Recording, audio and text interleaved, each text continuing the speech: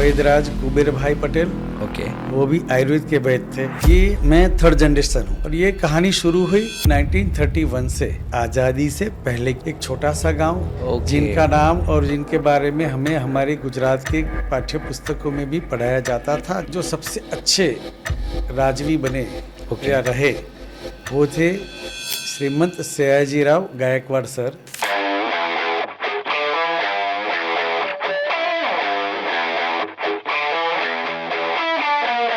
एक सुप्रसिद्ध आयुर्वेदिक कंपनी पुनर्वसु के CEO doctor Janmay Patel sir हमारे साथ मौजूद हैं, थैंक यू, धन्यवाद।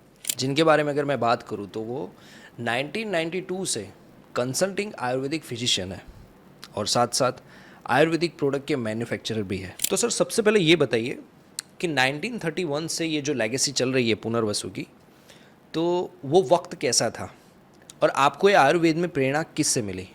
ये मैं थर्ड जनरेशन हूँ आयुर्वेदिक फील्ड के अंदर। ओके औषधि निर्माण मतलब दवाइयों के बनाने के क्षेत्र में, ओके और चिकित्सा माने एज ए डॉक्टर और वैद्य जी ट्रीटमेंट के मामले में मैं थर्ड जनरेशन हूँ कंटिन्यूसली। मेरे ग्रैंडफादर वैद्यराज कुबेर भाई पटेल, ओके वो भी आयुर्वेद के वैद्य थे, ओके जो मेरे गांव में आयुर्वेद की प्रैक्टिस करते थे। वाह नाइस। और ये कहानी शुरू हुई 1931 से, मतलब ओके। हमारी आज़ादी से पहले की ये कंपनी की एस्टैब्लिशमेंट है। ये बहुत बड़ी बात है सर, बहुत बड़ी लेगेसी है ये। हाँ, बहुत बड़ी है।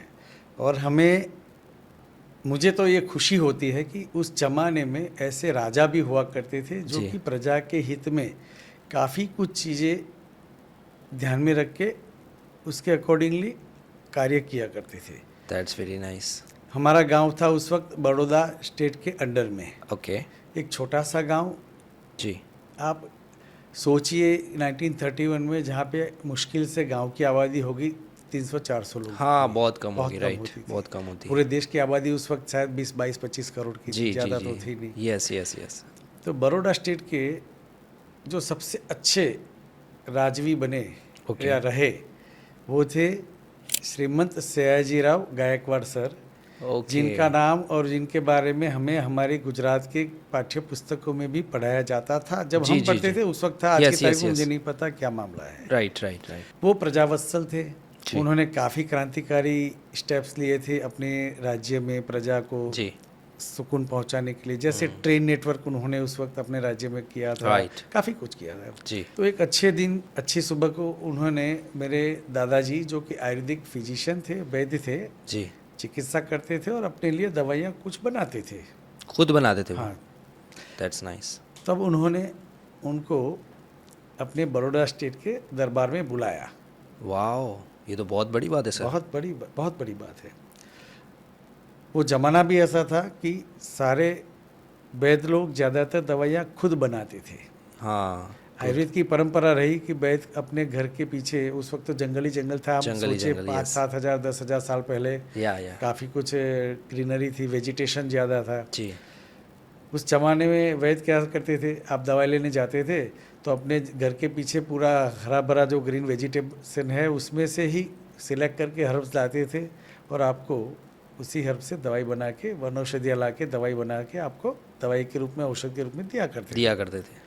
मतलब परंपरा ये थी, जो दवाई सबसे अच्छी खुद परंपरा थी बनाए। उस वक्त, बहुत अच्छी परंपरा थी। भरोसे वाली शुद्ध, हाँ, सात्विक शुद्ध दवाइयाँ सात्विक बनती थी दवाइयाँ। उस वक्त, जी ठीक है? जी जी। प्योरिटी बोलते हैं जिसको। हाँ प्योरिटी, genuine बोलते हैं। 100% जेन्युइन प्योरिटी। हाँ। मेरे दादा को श्रीमंत सयाजीराव गायकवाड़ सर ने बुलाया। जी उन्होंने बोला, कुबेर भाई, ये बातें मुझे मेरे दादा ने जब मैं छोटा था बताई थी, मेरे पापा ने बताई, पिताजी ने बताई, जो खुद एक राजवैद्य बन रहे हैं। जी उन्होंने बोला, कुबेर भाई, मैं मेरी प्रजा को आयुर्वेदिक चिकित्सा प्रदान करना चाहता हूँ, ये सेवाएं उनको उपलब्ध रहे ऐसा मैं करने जा रहा हूँ। वाओ। और उसके लिए मैं पूरे स्टेट में आयुर्वेदिक औषधालय चिकित्सालय में खोलने जा रहा हूँ। उस चिकित्सालय में देने के लिए हमें दवाइयों की ज़रूरत पड़ेगी। Oh that's nice. ये सोच है, यह थी श्रीमंत सयाजीराव गायकवाड़ सर की कि हम चिकित्सालय तो खोलेंगे लेकिन देंगे क्या, दवाइयाँ चाहिए। जी सही बात है। सो उन्होंने उस वक्त मेरे दादाजी को, आपके ग्रैंडफादर दादाजी को को? बोला, कुबेर भाई, मैं चाहता हूँ कि आप दवाइयाँ निर्माण करें, बनाएं जी और पूरे बड़ौदा स्टेट के जो भी हमारे चिकित्सालय बनेंगे, चिकित्सा केंद्र बनेंगे, वहाँ पे आप दवाइयाँ सप्लाई करेंगे। बहुत बड़ी गोल्डन अपॉर्चुनिटी मिल गई। अपॉर्चुनिटी थी, जी लेकिन ये भी सोचिए कि वो जमाने में अर्थलक्ष्मी न वो राजा थे, हाँ। न मेरे दादाजी थे। राइट राइट राइट राइट, ये बहुत अर्थलक्ष्मी बड़ी नहीं बात थे, है। ये तो हम लोग हैं आज की तारीख में जी, जो जी, हमें अर्थ सबसे पहले दिखता है। ये बात तो सही है आपकी। पैसा सबसे पहले दिखता पैसा सबसे पहले दिखता है। है। उस वक्त नहीं था ऐसा। उस वक्त नहीं था, राइट। हाँ, तो 1931 में उन्होंने इनिशिएशन दिया, प्रोत्साहित किया मेरे दादाजी को। ओके दादाजी ने उस वक्त हमारे घर के थोड़े दूर पे हमारा एक खेत था, वहाँ पे उन्होंने वहाँ फार्मेसी एक छोटी सी बनाई। ओके, गांव में, छोटी सी, खेत गांव में। मेरे गांव है, जो कि तालुका बनता था पेटलाद। ओके हमारे गांव का तालुका बनता था पेटलाद। पेटलाद। तालुका एक मराठी शब्द है, राइट, उसका मराठी वर्ड है महाल। महाल। ओके तालुका है ना, उसका मराठी वर्ड है महाल। जी, तो उन्होंने उस जमाने में नाम रखा, बड़ा क्लासिक नाम है, हाँ शास्त्रोक्त जैसा लगेगा। पेटलाद महाल माने पेटलाद तालुका। आरोग्य मंडल, उसमें जो आरोग्य के लिए एक छोटे से सर्जन हुआ है, जो जी। इंस्टीट्यूशन का सर्जन हुआ है, वो है पेटलाद महाल आरोग्य मंडल फार्मेसी। इस नाम पेटलाद से महाल आरोग्य मंडल फार्मेसी, दैट्स उस नाइस। नाम से उन्होंने फार्मेसी स्टार्ट की स्टार्ट किया, और पूरे बड़ौदा स्टेट में दवाइयाँ देना शुरू किया। बहुत बड़ी शुरुआत है सर। हुआ ऐसा कि ये शुरुआत तो हुई, कितनी मेहनत लगी होगी उनको। जबरदस्त मेहनत रही, सब कुछ मैनुअल था। मैनुअल था, मुझे हाँ। याद है हम और गांव में उस जब- वक्त तो इतनी टेक्नोलॉजी भी नहीं थी, उस वक्त नहीं इतने कुछ नहीं था, मशीन भी नहीं था। इंडस्ट्रियलाइजेशन था ही नहीं। वो यूरोप में था, अपने देश में तो Yes. अंग्रेजों का राज था, तो इंडस्ट्रियलाइजेशन तो हुआ नहीं था। कपड़े की मिलें हुई थी, लेकिन ज़्यादा इंडस्ट्रियलाइजेशन दूसरा कुछ तो था नहीं। कुछ नहीं था, हम लोग यस। अपने कदम लगा रहे थे इंडस्ट्रियलाइजेशन की तरफ। तो मैनुअल जॉब ज़्यादा था, जैसे जी। पाउडर करना हो तो वो परई से लेके उसे हाँ, हाथ कूटना, से ही करने, हाथ से कूटना। कूटना, फिर सब हाथ से मिक्स करना, फिर खरल के अंदर उसको पीसना, घुटना, ओके, और राइट। फिर हाथ से गोलियां बनाना, गोलियां, गोल, हाँ। गोलियां बनाना। हम छोटे थे, मैं जब छोटा था गांव में जाता था, तो हम लोग भी फार्मेसी जाते थे। फार्मेसी तो में आप सबने तो देखते थे, live और हम देखते खुद भी होगे। गोलियां बनाते थे, ऐसी Oh, गोलियां wow. जैसे मोती की नहीं होती, जी, एक जी, से- जी, एक जी, से जी। एक साइज के, ऐसी Wow, गोलियां बनती nice. थी मैन्युअली। आपको देख के भी इंस्पिरेशन मिलता होगा और आपको काम करने का भी थोड़ा ऐसा होता है कि मैं भी काम छोटे थे करूं, तो हाँ, वो कुतूहल होता था एक कि मैं दादाजी को मदद हाँ, करूं। मदद करेंगे, ऐसा कुछ होता था, हम That's करते थे nice. ऐसा।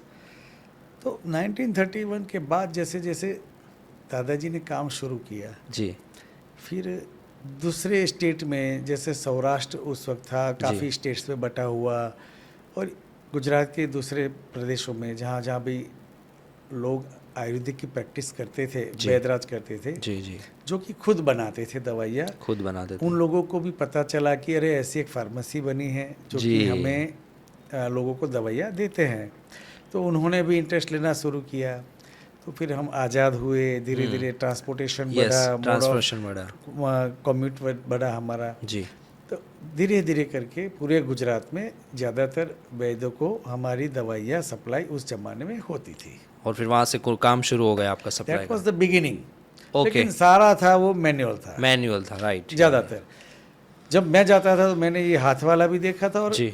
सिंगल टैबलेट का मशीन भी देखा था, कि मतलब Okay. एक बारी में आप हाथ से घुमाते जाओ, मोटराइज नहीं था, Motorized और नहीं एक एक गोलियां बन के बाहर निकलती थी। Oh, that was the beginning of industrialisation. Yes yes yes yes, I can understand. आज मैं सोचता हूँ तो मुझे ऐसा महसूस होता है, मुझे ऐसा फील होता है, कैसा जमाना था, कैसे क्या लोग जमाना थे, था। कैसे लोग थे, ओल्ड इज गोल्ड वैसे। सब डेडिकेटेड, Dedicated. 100% डेडिकेटेड।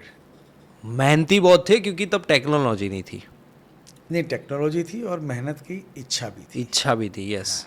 आज वो भी है, आज भी है, आज बढ़ गई है, लेकिन वो वक्त था, क्योंकि कहा जाता है old is gold. Old is gold, बिल्कुल गोल्ड था। जी फिर ग्रैंडफादर दादाजी हमारे 70s में देहांत हुआ उनका। अच्छा, ओके।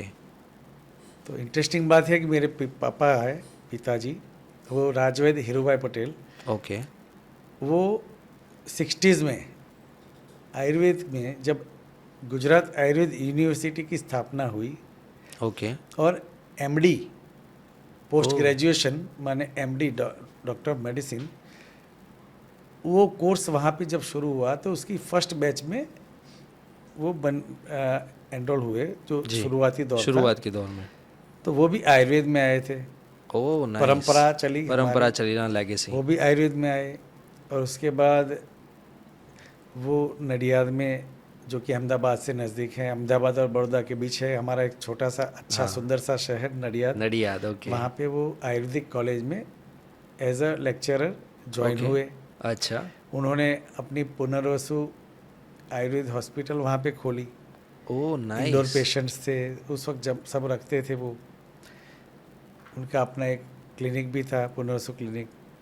जी। कॉलेज में सेवा देते थे, स्टूडेंट्स को पढ़ाते थे। उस ज़माने में ये बात हो रही है 60s के बाद, 60s 70s 80s के जी। बात कर रहे हैं। जी जी बड़े विद्वान हैं, जी। अभी भी हैं 90 साल के, लेकिन आज की तारीख में ओके, भी अभी 90 साल के हैं, रोज 3-4 घंटे अभी भी हमारे सामने शास्त्र या ऐसी कुछ चीज़ें पढ़ते हैं। कितनी अच्छी बात है ये। आज भी आपको वो कितनी आर्टिकल प्रेरणा लिखते मिलती हैं, होगी इनसे। और काफ़ी कुछ। और आज की तारीख में भी वो जंगल में जाते हैं, जी। और काफ़ी इंटरेस्टेड जो भी वैद्य है, स्टूडेंट्स है, जो उनके साथ ज्वाइन होते हैं, उन सबको वनौषधियों के बारे में परिचय या उनके गुण के बारे में अवगत कराते हैं। उनको अच्छा लगता जो है। भी आयुर्वेदिक जड़ी बूटियाँ होती है, हाँ, जंगल में जाते हैं, दूर दूर तक जाते हैं। आज वो ऑर्गेनिक रिसर्च है। ये जो आप बता रहे हो ना, इट्स वेरी ऑर्गेनिक। हाँ, प्योरिटी है। नई पीढ़ी को प्रोत्साहित करते हैं। या और वो बहुत ज़रूरी है, क्योंकि जंगल में तो क्या है, हर एक चीज़ एकदम ऑर्गेनिक होती है। वहाँ पे प्राकृतिक से बनी हुई चीज़ें और होती है। सही चीज़ आप देखें वो जरूरी है, पहचाने वो Yes, जरूरी है। yes, yes, वरना आपको पहचाने वो बबूल जरूरी की छाल और नीम की छाल में कोई पता नहीं पता ही नहीं चलेगा। चलेगा। तो जी। दादाजी के देहांत के बाद हमारी जो फार्मेसी थी जी। वो हमारे नडियाद शहर में पिताजी ने शिफ्ट करवाई। शिफ्ट करवाई, ओके। मेरे पिताजी पूर्ण रूप से एकेडमिशियन हैं, ओके। मतलब एक शिक्षक रहे, शिक्षक रहे। जो हमारी आयुर्वेद की परंपरा रही ऋषि लोगों की वैसी ही रही। ओके। उन्होंने कभी आयुर्वेद से पैसा कमाने की इच्छा नहीं की, उन्होंने आयुर्वेद की सेवा की है।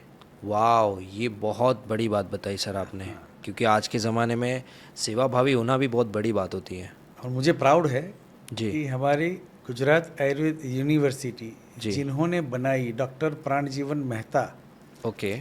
उनको डिलीट की उपाधि, डिलीट माने डॉक्टर ऑफ लिटरेचर, ओके। ये उपाधि मेरे पिताजी ने और उनके सहयोगी मित्रों ने सबने उस जमाने में दी थी। दी थी। उनका बड़ा ऋण रहा हमारे आयुर्वेद के ऊपर। उन्होंने गुजरात आयुर्वेद यूनिवर्सिटी जैसी विश्व प्रसिद्ध एकमेव संस्थान का सर्जन किया था गुजरात राज्य में। राइट राइट अब राइट। आप ये समझिए डिलीट क्या होता है। तो हम लोग स्कूल पढ़े, स्कूल के बाद कॉलेज गए, कॉलेज में हमने बैचलर डिग्री ली, उसके बाद मास्टर्स की डिग्री ली। ओके। उसके बाद पढ़ाई करना तो क्या हुआ, तो पीएचडी किया। उसके बाद आगे कुछ है ही नहीं। आप अपनी हाईएस्ट डिग्री अर्न कर सकते हैं, वो है PhD. PhD, yes yes yes, agree sir. लेकिन डिलीट आप कमा नहीं सकते हैं। आप अर्न करते हैं कैसे? आपको यूनिवर्सिटी सामने से देती है डिलीट। अच्छा। उसके लिए आप कोई पढ़ाई नहीं करते। डिलीट इन लोगों को दिया जाता है जिनका समाज के अंदर उनके उत्थान के लिए अति उत्कृष्ट जी। योगदान रहा हो। वाह। मतलब ये ऐसा एक तरीके से मैं बोलूँ तो ऐसा होता है, यूनिवर्सिटी ये डिलीट की उपाधि आपको देके जैसे कहती है कि हम उपकृत हुए, आपने हमारी ये डिग्री स्वीकारी है। That's really nice sir. तो जब पिछले कुछ साल पहले मेरे पिताजी को गुजरात आयुर्वेद यूनिवर्सिटी ने खुद डिलीट की उपाधि दी, जो 45 साल के बाद तकरीबन किसी को दी गई थी। ये बहुत तो बड़ी अचीवमेंट है। बड़ा वैक्यूम रहा, बड़ा गैप रहा। डॉक्टर पीएम मेहता सर, उसके बाद मेरे पिताजी को डिलीट की उपाधि मिली है, जो कि गुजरात आयुर्वेद यूनिवर्सिटी ने दी हुई है। ये बहुत बड़ी मतलब आप उससे एक अंदाज़ा लगा सकते हैं कि वो कितने विद्वान रहे। या डेफिनेटली काफ़ी बड़ी अचीवमेंट है सर, सीरियसली। हस्ती, हम बोलते हस्ती, हैं ना, हाँ हस्ती। सही बात है। आयुर्वेदिक इंडस्ट्री में तो हस्ती माने बोला हाथी, जाएगा। हाथी हस्ती है वो। जिस तरह से सुन रहा हूँ इस तरह से उनको सही आज लग भी रहा आप है। पूछो कोई भी रेफरेंस, सर ये रेफरेंस कहाँ मिलेगा, वो बता देंगे फलाने ग्रंथ के अंदर फलाने अध्याय में फलाना देखना। मतलब आपको ग्रंथ मिल का जाएगा। उन्होंने पूरा डिटेल में स्टडी अभी भी किया करते हुआ है, हैं, अभी भी कर रहे हैं। हाँ बिल्कुल। आज के ज़माने में मुझे तो लगता है सबको मिलना चाहिए और प्रेरणा लेनी चाहिए, क्योंकि जिस तरह से आयुर्वेद की तरफ लोग मुड़ रहे हैं, तो अगर ऐसे विद्वान से हम मिले तो काफ़ी कुछ नॉलेज मिल सकता है हमको आयुर्वेदा में। उन्होंने मतलब हम जा रहे थे पुनर्वसु की यात्रा की तरफ, जी। तो उन्होंने पुनर्वसु को संभाला, वाओ, उसको नडियाद में एस्टेब्लिश किया। That's nice. परंपरा रही, मैं भी आयुर्वेद के अंदर ही दाखिल हुआ, हाँ, अभी आपकी मैं भी स्टोरी ग्रेजुएट हुआ, अब मेरा अध्याय शुरू होता है। अभी आपका अध्याय शुरू होगा। हाँ। मेरे पिताजी का, जैसे मैंने बताया, वो जी। इतने बड़े नेशनल लेवल के व्यक्ति बने आयुर्वेद के क्षेत्र के अंदर जी जी जी। कि वो एक सूर्य समान रहे। अब सूर्य के Definitely. पीछे सूर्य कुछ की दिखता किरण नहीं है, नहीं, सूर्य के पीछे कुछ दिखता नहीं है, जी। तो जिम्मेवारी तो मेरी भी ज़्यादा थी। 100% प्रतिभा सर, दिखानी चाहिए आपको, 100%। वरना क्या होता है, आप ढक जाओगे। हाँ, सही बात है, वो सूर्य की किरण आप अपने हो। यहाँ ऐसा होता है ना, इंडिया में हिस्ट्री रही कि दूसरी तीसरी जनरेशन के अंदर फिर आपका अस्त होने लगता है अस्त होने लगता है। Yes yes. ज़्यादातर। कुछ या। किस्से ऐसे नहीं रहे, लेकिन ज़्यादातर ऐसा होता है। समझ सकता हूँ मैं ये। तो मैं भी आयुर्वेद के अंदर ही गया, जी। क्योंकि जब से आँख खुली तब से आयुर्वेद देखा है, जब से आँख खुली तब से बचपन से, च्यवनप्राश घर के अंदर हमारी फार्मेसी में बनते हुए देखा था मैंने। च्यवनप्राश। मतलब बता रहा हूँ, जी। काफ़ी कुछ औषधियाँ बनती थी। जी जी जी। ओके। तो एक चीज़ अच्छी बता दूं कि मैं जब छोटा था तब से मैंने मेरे घर में जो दवाइयाँ बनती थी हमारी, कुछ जी। रूम में हम रहते थे और बाकी के सारी 8-10 रूमें थी, उसके अंदर हम लोग दवाइयाँ बनाते थे। जी। पिताजी बनाते, हम लोग माने, हम भी उस वक्त कुतूहल से काम तो करते थे। Right right right right right. उस वक्त हमारे यहाँ रोटरी टैबलेट मशीन आया था, जो कि बहुत दुर्लभ था और ज़्यादातर कंपनियों के पास वो दृष्टि ही नहीं थी। जी। जो कि एक चक्कर घूमती थी और 16 गोलियां निकालती थी। 16 tablets. 16 tablets. So it was a very very advancement of manufacturing, जो मेरे पापा ने उस वक्त वहाँ पे लाए और हमें सबको उससे अवगत कराया। Okay, that's nice. तो मैं समझता हूँ कि वो मेरे लिए शायद एक इंस्पायरिंग एलिमेंट रहा होगा ओके। मॉडर्नाइजेशन की तरफ। या डेफिनेटली। फिर मैं पढ़ के बाहर निकला 92 से, पापा ने बोला कि अब आप संभालो, जो करना है वो आप करें। उसके अंदर जब जरूरत पड़े, सिर पे बोला एक अच्छा, मुझे तो लगता है मेरे लिए अच्छा किया उन्होंने। आपके लिए अच्छा किया। हाँ, वेरी नेक्स्ट डे मुझे और याद आपको है, इंटरेस्ट भी था पहले से। 92 जनवरी, जी। डे वन 1 से। जनवरी सुबह बदला के बता दिया कि भाई अब जिम्मेवारी आपकी, आप संभालो, गिरो फिर खड़े हो जाओ, लगे तो खुद को रिपेयर करो, वरना तो पापा साथ में ही, जब जरूरत पड़े पूछ लेना। जब जरूरत पड़े तो पूछ तो लेना। इससे हुआ ये कि मैं भी गिरा काफ़ी। ओके, हाँ, वो तो कुछ सही सीखा, बात है। लेकिन वो सीखने से ये रहा कि कॉन्फिडेंस आ गया। कॉन्फिडेंस आने लगा, डेफिनेटली। और वो तो सर ब्लड में था ना, तो वो तो बट ऑब्वियस है, आयुर्वेद ब्लड में था। आयुर्वेद ब्लड में था और जबरदस्त ब्लड में था। जबरदस्त ब्लड में था। रॉ मटेरियल की पहचान जबरदस्त रही। Yes. पापा उसके मास्टर रहे, सम्राट रहे उसके। Wow, nice. तो काफ़ी कुछ रहा, पढ़ा, उसमें भी प्योर आयुर्वेद पढ़ा ना, सब पढ़ा। जी। हमारे जो गुरुजी रहे, कुछ गुरु मेरे ऐसे रहे कि जिन्होंने मुझे सब चीज़ों से अवगत करवाया, मुझे मॉडर्न कंसेप्ट भी सिखाया जी, और आयुर्वेदिक कंसेप्ट भी सिखाया, समझाया, सब समझाया। कंपनी में ज्वाइन हुआ, कंपनी संभाली, धीरे धीरे करके मुझे महसूस हुआ, मैंने फील किया कि हमारे आयुर्वेद के जो प्रैक्टिशनर हैं उनकी परिस्थिति अच्छी नहीं है। उस ज़माने में मैन्युफैक्चरिंग होता था। ओके। कैसा होता था कि एक कमरे के अंदर आप दवाई बना दो, आपको मैन्युफैक्चरिंग का लाइसेंस मिल जाएगा, आप जो भी दवाई बनाओ बेचो, उसके ऊपर कोई नियंत्रण था नहीं। ओके। तो हमारे घर में जो 5-6 कमरे में हम बनाते थे, उससे फिर मैंने देखा कि ये सही नहीं है, let us give some more space to manufacturing. या डेफिनेटली, ज़्यादा जगह देनी चाहिए। यस, हाइजीन बढ़े, क्योंकि काम बढ़ेगा तो ऑब्वियसली जगह भी चाहिए। तो फिर हमने छोटा सा नया यूनिट था, उसमें से उससे 3 गुने ज़्यादा बड़े यूनिट में हम लोग मूव हुए। Very nice. That was in 1994 और 5 समवेयर।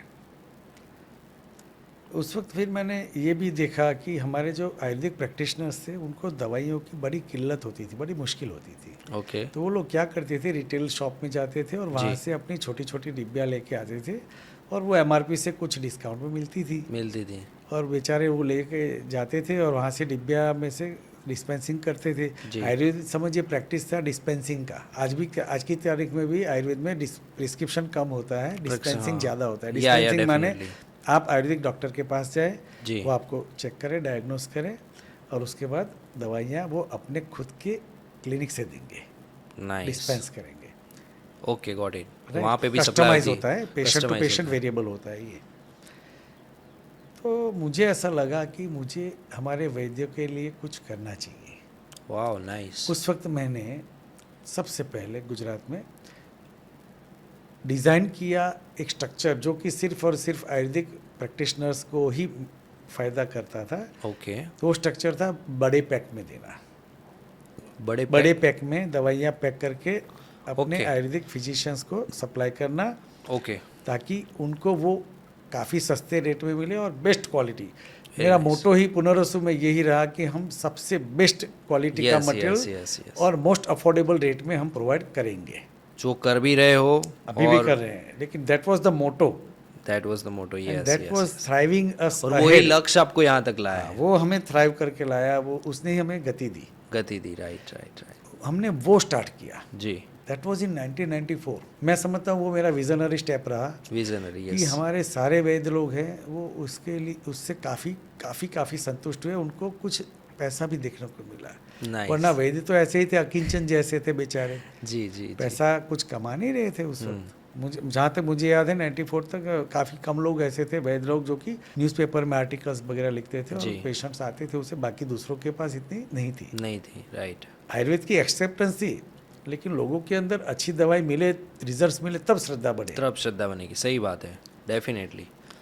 तो ये हमारा उस वक्त स्टार्ट पॉइंट था। जी। धीरे धीरे करके फिर जैसे जैसे काम बढ़ता गया, हमें ऐसा लगा, मुझे भी ऐसा लगा कि अब हमें ज़्यादा स्पेस देने की ज़रूरत है मैन्युफैक्चरिंग में। और जैसे हमारे घर में रसोई कैसे बनती है बिल्कुल साफ़ सुथरे वातावरण में, जी। तो वाई नॉट हम आयुर्वेदिक दवाइयाँ उस दवाई प्रकार भी से एकदम बनाएं। Clean place. हाँ, वेरी वेरी वेरी क्लीन। तो मैं तो ठहरा एक आयुर्वेद का फिजिशियन, ग्रेजुएट ठहरा। परंपरा थी अकिंचन आयुर्वेद के वैद्य लोगों की, दादाजी पिताजी।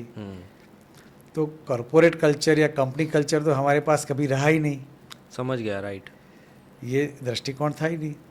तो जब ये सोच आई कि लेट अस डू इट, तो उसके बाद मैंने काफ़ी कुछ कंपनियों, फार्मा कंपनियों की मुलाकात ली और Okay. काफ़ी कंपनीज़ में गया, उन्होंने वेलकम भी किया।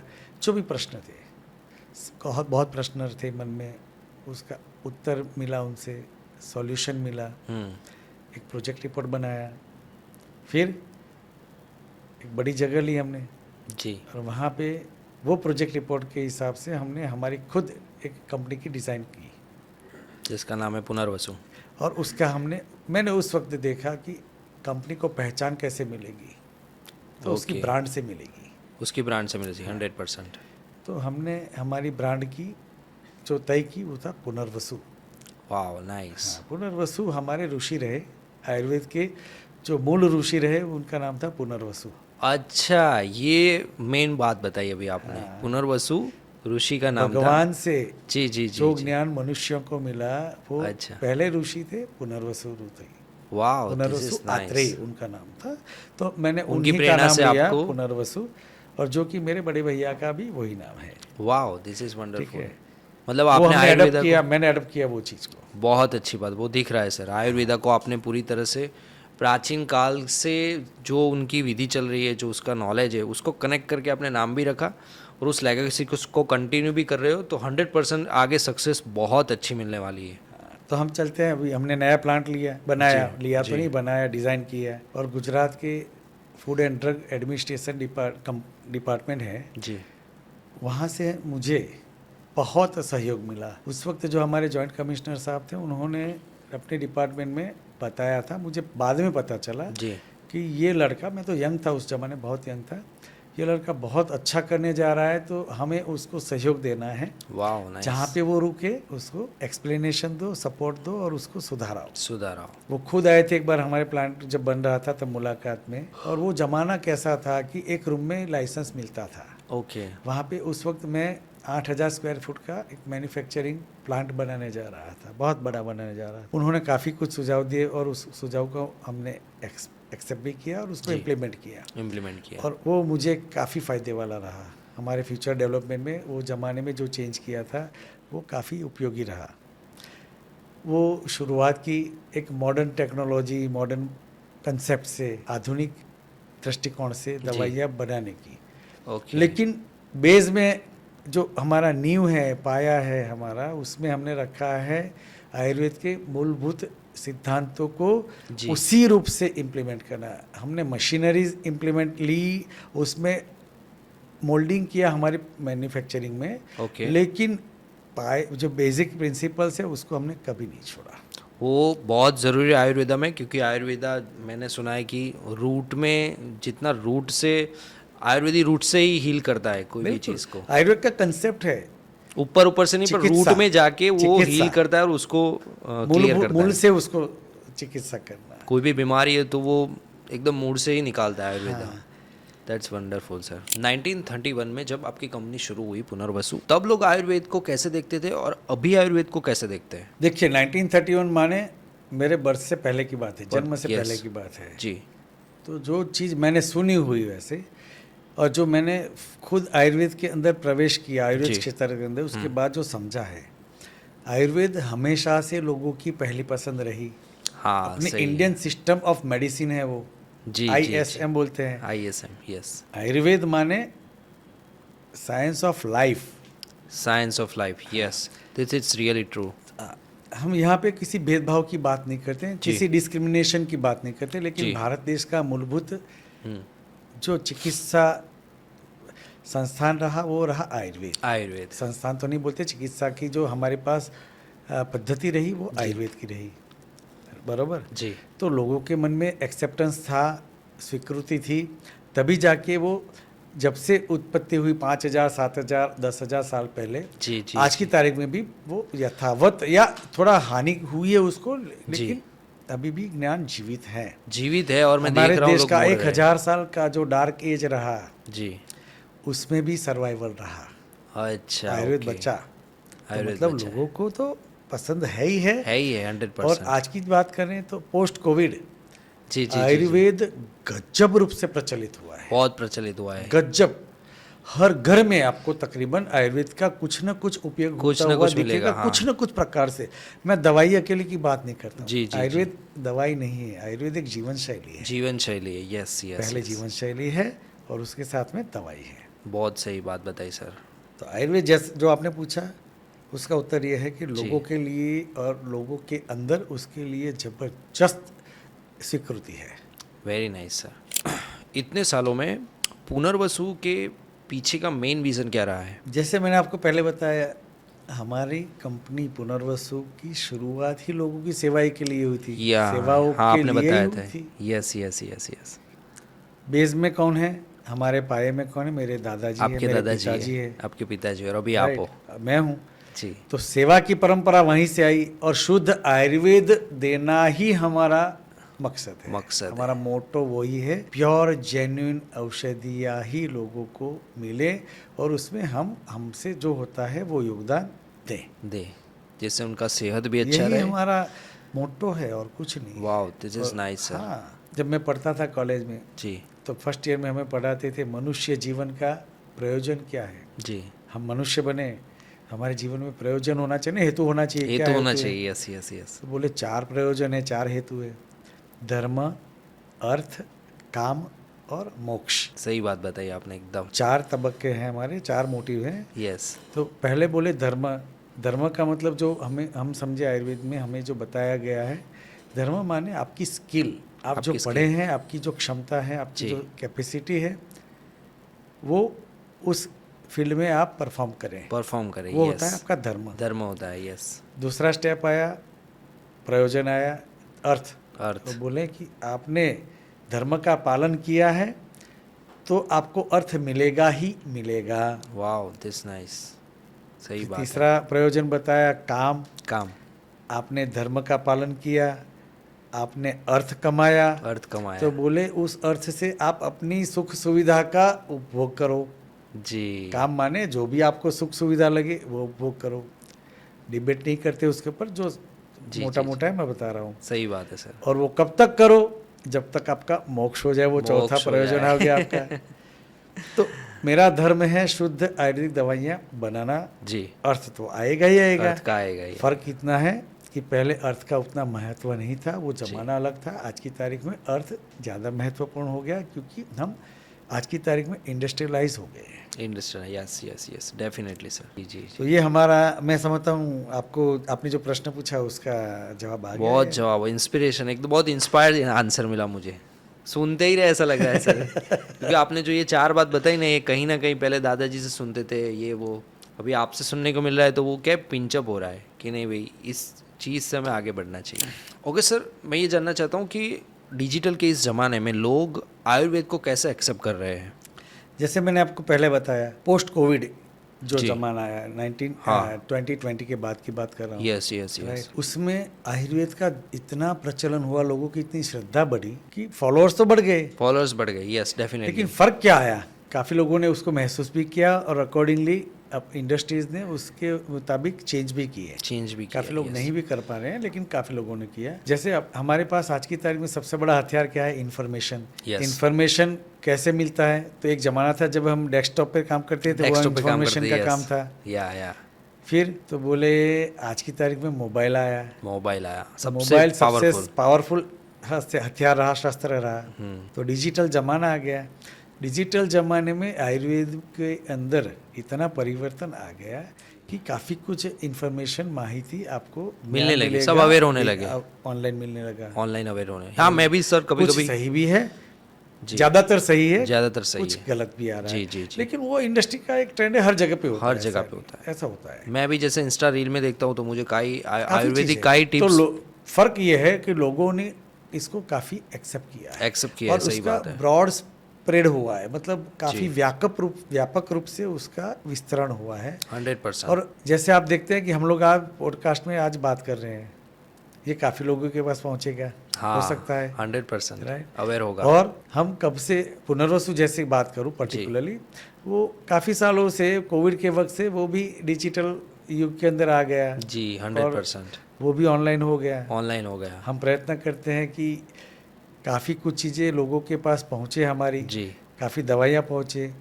तो online कैसे से order आए। माहिती कैसे जाएगी? जी। तो आज की तारीख में लोग ज़्यादातर ऑनलाइन ही शॉप करते हैं, दवाई अभी ऑनलाइन शॉप हाँ, करते हैं। तो ये डिजिटल ट्रांसफॉर्मेशन ही हुआ। 100% एक्सेप्टेंस का मतलब व्यापक रूप से आप देखेंगे तो आयुर्वेद का लोगों के दिल के ऊपर प्रभाव पड़ा है, प्रभाव पड़ा है, और डिजिटल से ज़्यादा और पड़ा है। हाँ, डिजिटल से बहुत पड़ा है। ऑफलाइन की बजाय ऑनलाइन के इंफॉर्मेशन एज में काफ़ी प्रचलित हुआ है। यंग जनरेशन भी आयुर्वेदिक दवाइयाँ खरीद के खा रही है। तो मैं खुद खा रहा हूँ सर। क्योंकि मुझे अच्छा लगता है। मैंने कुछ हेयर फॉल के लिए आयुर्वेदिक कुछ चीज़ देखी, वो मैं फॉलो कर रहा हूँ। जैसे कि वो सीड्स खाना, क्योंकि बीज में पावर होता है। जैसे बीज डालते हैं बॉडी में तो अपने आप वृक्ष जैसे उसके पत्ते हरे भरे होते हैं, तो वैसे हमारी बॉडी के भी पत्ते हरे भरे होते हैं, मतलब पूरा बॉडी। सो मैंने वो बीज खाना जब से स्टार्ट किया है, तो वो मैंने ये रील्स, डिजिटल रील्स देख के ही ये सब चीज़ फॉलो करना शुरू किया। And I feel very good. श्रद्धा विकसित करती है ना, हाँ, श्रद्धा आपके अंदर विकसित करती श्रद्धा है, का सही विकास बात होता है, या फेथ डेवलप होता है। क्योंकि नेचर है यंग ना सर, जनरेशन में फेथ डेवलप होना ही बड़ा चीज है, बड़ी चीज़ है, बहुत yes, बड़ी yes, चीज है। yes। और इससे डिजिटल एरा से हुआ है काफी। वी क्योंकि ये प्राकृतिक चीज, yes। As a Ayurvedic entity I am thankful and grateful to this digitalization. 94 years में आपकी कंपनी पूरे देश में कितनी जगह पे और कहाँ कहाँ आपकी दवाइयाँ सप्लाई हो रही है? नॉर्थ से लेके साउथ तक, ईस्ट से लेके वेस्ट तक, ओके, मतलब तकरीबन पूरे देश में हमारी पुनर्वसु की दवाइयाँ मिल रही हैं, ओके, बिक रही है, सप्लाई हो रही है। और मुझे तो प्राउड है कि पुनर्वसु ने न केवल भारत के अंदर, लेकिन भारत के बाहर विदेशों में भी, काफ़ी देशों में, अच्छा, डोमेस्टिक export किया इंटरनेशनल है। दोनों जगह, दोनों जगह हमने काफ़ी एक्सपोर्ट किया है।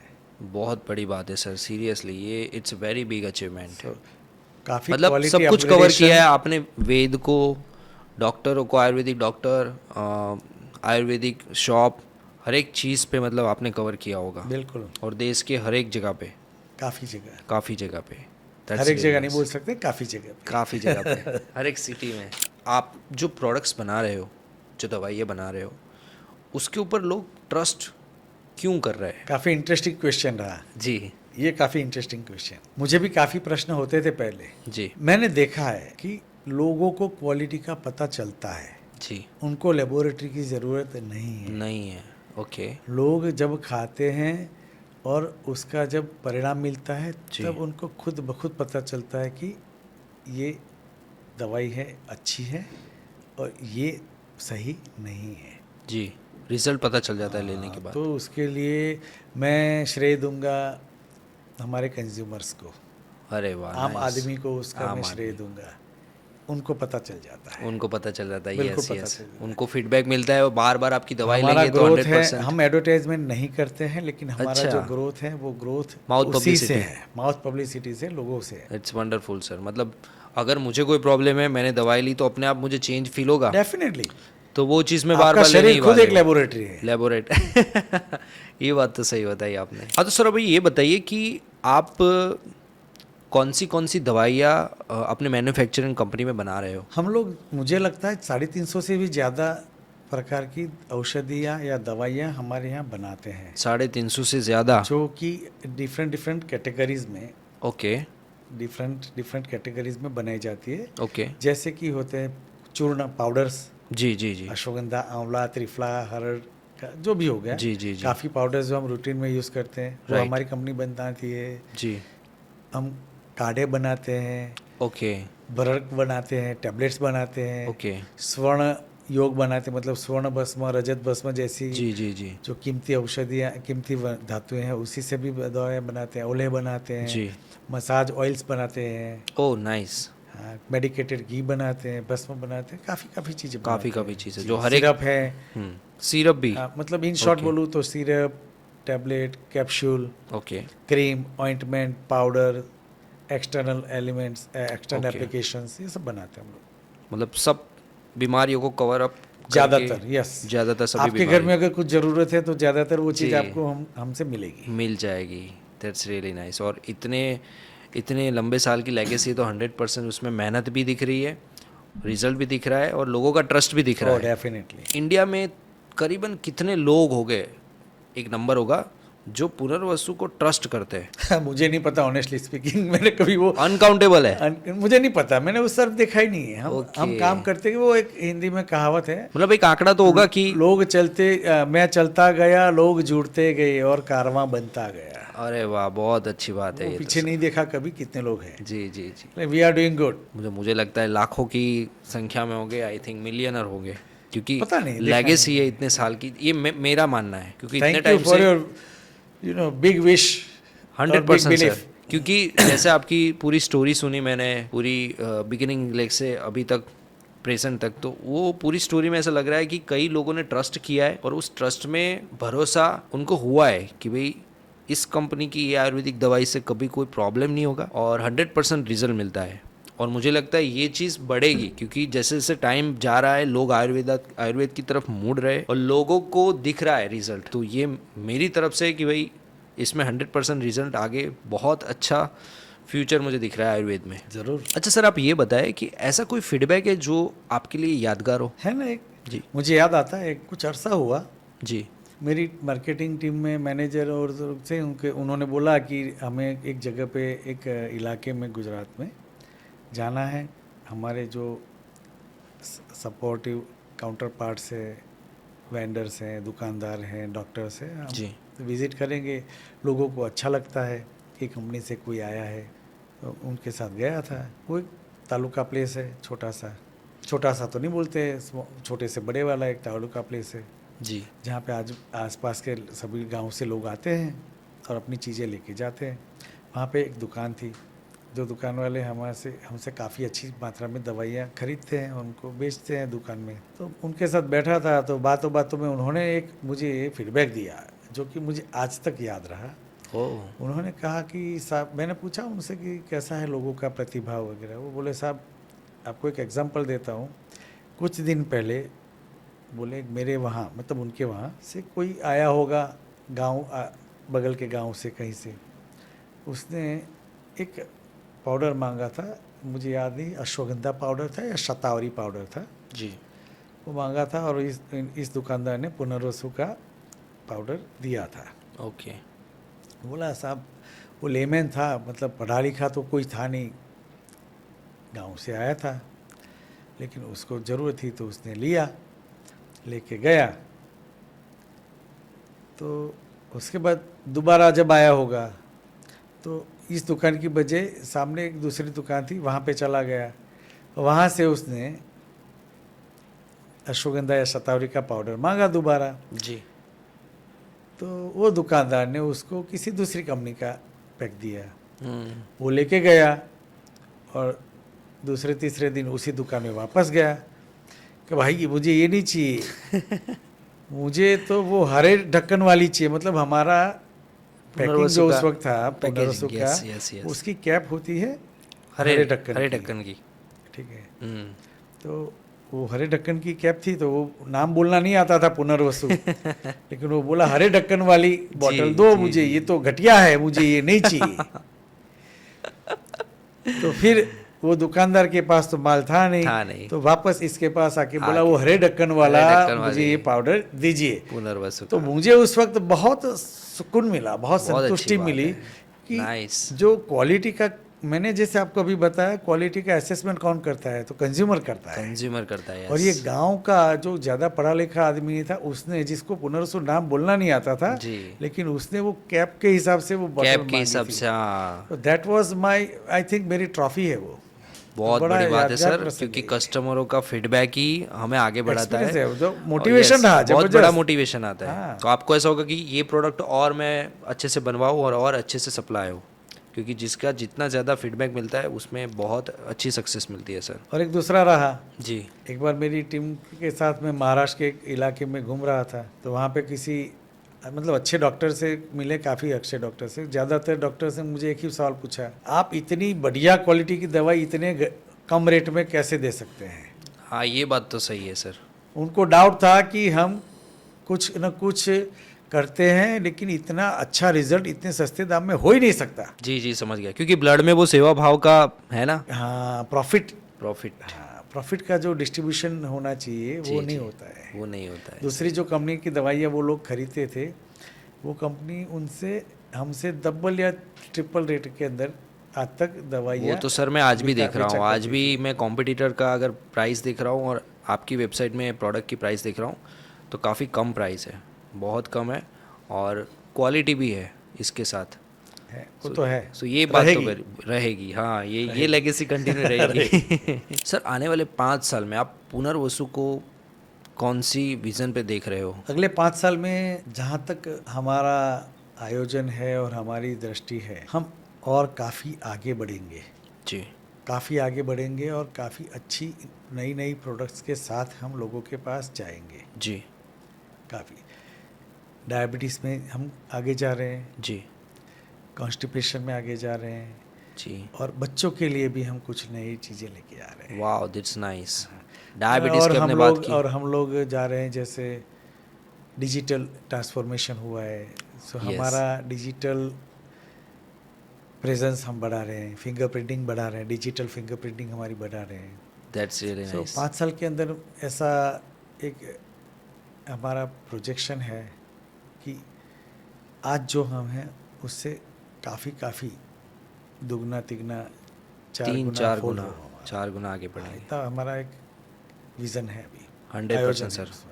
वो तो दिख रहा है। पूरी स्टोरी सुनने के बाद ऐसा लग ही रहा है कि 5 नहीं, आने वाले 10-15 साल तक का जो आपका सफ़र रहेगा वो बहुत सक्सेसफुल हाँ, रहेगा, डेफिनेटली अच्छा रहेगा। क्योंकि वो दिख रहा है। कस्टमर के रिव्यूज़ से लेके प्रोडक्ट की क्वालिटी से देखिए, हर एक चीज़ अगर देखे तो फ्यूचर बहुत ब्राइट दिख रहा है बिल्कुल है। पुनर्वसु का। जी जी। सर, एक यंग आयुर्वेदिक एंटरप्रेन्योर के लिए आप क्या मैसेज देना चाहेंगे? एक ही मैसेज, जी। शुद्धता में भरोसा करे और अपनी यात्रा जारी रखे, निराश ना हो। कंसिस्टेंसी। कंसिस्टेंसी होनी चाहिए, quality and consistency and courage, wow, ये सक्सेसफुल वो मंत्र दे सक्सेस दिया होगा ही आपने। होगा। ओके। एक छोटा सा प्रैक्टिकल एग्जांपल देता हूँ। जी। आप बाहर निकलेंगे, आपको एक ठेला मिलेगा, जी। जहाँ पे आपको डोसा वो ठेला वाला अगर बनाता होगा, जी। 60 से 80 रुपीज़ के अंदर आपको डोसा देगा वो। जी। थोड़े आगे गए तो एक ठेले से थोड़ा अपग्रेडेड रोड साइड सेटअप रहा, वहाँ पे आपको 120 से लेके 150 रुपये में डोसा मिलेगा। जी। और अच्छे रेस्टोरेंट में गए, वहाँ पे आप 300-400 रुपये में डोसा खाओगे। यहाँ पे भी भीड़ है, वहाँ पे भी भीड़ है, और वहाँ पे भी भीड़ है। मतलब customer base is everywhere. Everywhere, yes yes. आप कौन से सेगमेंट में जाना चाहते हैं वो आप तय करो। Yeah, और definitely. यंग आयुर्वेदिक एंटरप्रेन्योर है जो कि आयुर्वेद के क्षेत्र में दाखिल होना चाहता है, जी। उसको अपने खुद पे भरोसा रख के जाना है शुद्धता की तरफ और कंसिस्टेंसी में। बहुत अच्छी बात है सर। ये सक्सेसफुल मंत्र तो सबके लिए लागू है। Thank you so much for sharing this sir. Thank you. तो डॉक्टर साहब, जैसे कि आपको पता है कि भारत में कई ऐसी बीमारियां हैं जो तेज़ी से बढ़ रही है, उसमें से एक है डायबिटीज़। बराबर। जो मुझे लगता है कि घर घर में मोस्टली डायबिटीज़ के पेशेंट है। तो आपको क्या लगता है कि ये बीमारी कितनी गंभीर हो सकती है? काफ़ी। एक सर्वे ऐसा बता रहा है जी। कि हमारे देश की महद उसमें जो आबादी है, पॉपुलेशन है, वो आने वाले सालों में डायबिटीज से ग्रसित होगी। ओके। आज की तारीख में भी भारत को diabetes capital of the world बोला जाता है। मतलब माय गॉड, पूरे विश्व में सबसे ज़्यादा डायबिटीज़ के पेशेंट्स हमारे देश में हैं। भारत में काफ़ी गंभीर समस्या का निर्माण हो चुका है और आगे ज़्यादा गंभीर बनेगी। और डायबिटीज़ कोई छोटी चीज़ तो है नहीं, बिल्कुल भी नहीं। और वो मलेरिया नहीं है, न टाइफाइड है कि आया और गया। जी, वो रहता ही है। परिस्थिति तो गंभीर है, संगीन है जी। हमें उसके प्रति जागरूकता विकसित करनी ही करनी है। जी। भारत सरकार की ओर से भी काफ़ी ऐसे स्टेप्स लिए जाते हैं, बार बार अवेयरनेस बढ़ाई जाती है। समस्या है। हाँ। डरने की ज़रूरत नहीं है। हाँ। समस्या के साथ एडजस्ट कैसे होना आप है। बोले ऐसा ना कि मतलब थोड़ा सोचना पड़ता है कि भाई नहीं, हमको भी नहीं। ध्यान रखना पड़ेगा लाइफ में आगे, खान पान में। वही बोला कि समस्या तो है, लेकिन समाधान भी होगी। डरना तो नहीं होता है। परिस्थिति के साथ अनुकूलन ही मनुष्य का सबसे बड़ा स्ट्रेंथ है या सही उनकी बात। ताकत है। और समस्या है तो समाधान होगा ही होगा। हाँ, होता है ना, क्यों नहीं होता है। जी। आपने जैसे डायबिटीज़ का नाम बोला, जी। डायबिटीज़ एक आधुनिक शब्द है जी। या अंग्रेजी शब्द है वो, राइट। जी। आयुर्वेद में आप ये सोचिए कि क्या सुंदरता रही हमारे ज्ञान की, क्या पराकाष्ठा रही होगी जी। जब आयुर्वेद का ज्ञान हमें भगवान की तरफ से मिला। उस वक्त भगवान ने उस वक्त हमारे मनुष्यों के अंदर डायबिटीज़ देखा था। मधुमेह बोलते हैं उसको मधुमेह बोलते हैं। हाँ, मधुमेह। मधु माने स्वीट, मेह माने यूरिन। उस वक्त हमारे आयुर्वेद के ग्रंथों के अंदर बताया गया। और आज की तारीख में भी पूरे विश्व में कहीं पे भी अगर डायबिटीज़ का कोई स्पेशलिस्ट कोर्स होता है जी। और डायबिटीज़ का चैप्टर होता है तो सबसे पहले उसके अंदर लिखा हुआ मिलेगा आपको कि डायबिटीज़ जो डिस्क्रिप्शन मिलता है वो आयुर्वेद के सुश्रुत संहिता में मिलेगा। ओके। सुश्रुत संहिता में सुश्रुत ऋषि ने डायबिटीज़ का सबसे पहला विवरण दिया, ऐसा कंसेप्ट है। तो उस जमाने में भी मधुमेह था, आज के ज़माने में भी है। तो गंभीरता क्या रही, तो उस जमाने में भी था, आज भी है। लेकिन आज हमारी पॉपुलेशन बढ़ी है और पॉपुलेशन के साथ में नंबर ऑफ पेशेंट भी बढ़ गए। नंबर ऑफ पेशेंट डायबिटीज के बढ़ गए। डायबिटीज के पेशेंट बढ़ गए। Oh my God. वो जमाना था ऑर्गेनिक, संपूर्ण शुद्ध ऑर्गेनिक था। तब भी होता था ऐसा। तब भी था, लेकिन अब तो और जमाना और बढ़ गया। गंभीरता तो है उसमें, ज़्यादा और भी कारण रहे भी बढ़ने के लिए। ऐसा नहीं है कि सिर्फ और सिर्फ हवामान ही जवाबदार है। हम लोग जवाबदार है काफ़ी हद तक। सही बात है, रिस्पॉन्सिबल है हम लोग। लेकिन डायबिटीज़ कैपिटल ऑफ वर्ल्ड ये बोलते हैं इंडिया को। माय गॉड, बहुत अवेयर होना चाहिए हमें इस बात से। गंभीर है। तो डॉक्टर साहब, डायबिटीज़ के क्या लक्षण हो सकते हैं बॉडी में? एक मज़े की चीज़ बताओ तो डायबिटीज़ का कोई लक्षण होता ही नहीं है। अच्छा, ऐसा है? हाँ, अपने देश में, हमारे भारत देश की बात करता हूँ, हमारा जनजीवन कैसा है?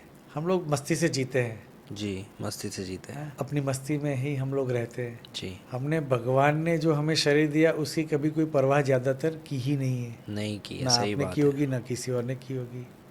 एकदम सही बात है हमने सर। हमारी स्किन की केयर नहीं की, जी, हमारी आँखों की केयर नहीं की, हमारे जॉइंट्स की केयर नहीं की हमने, और एब्यूज़ किया है।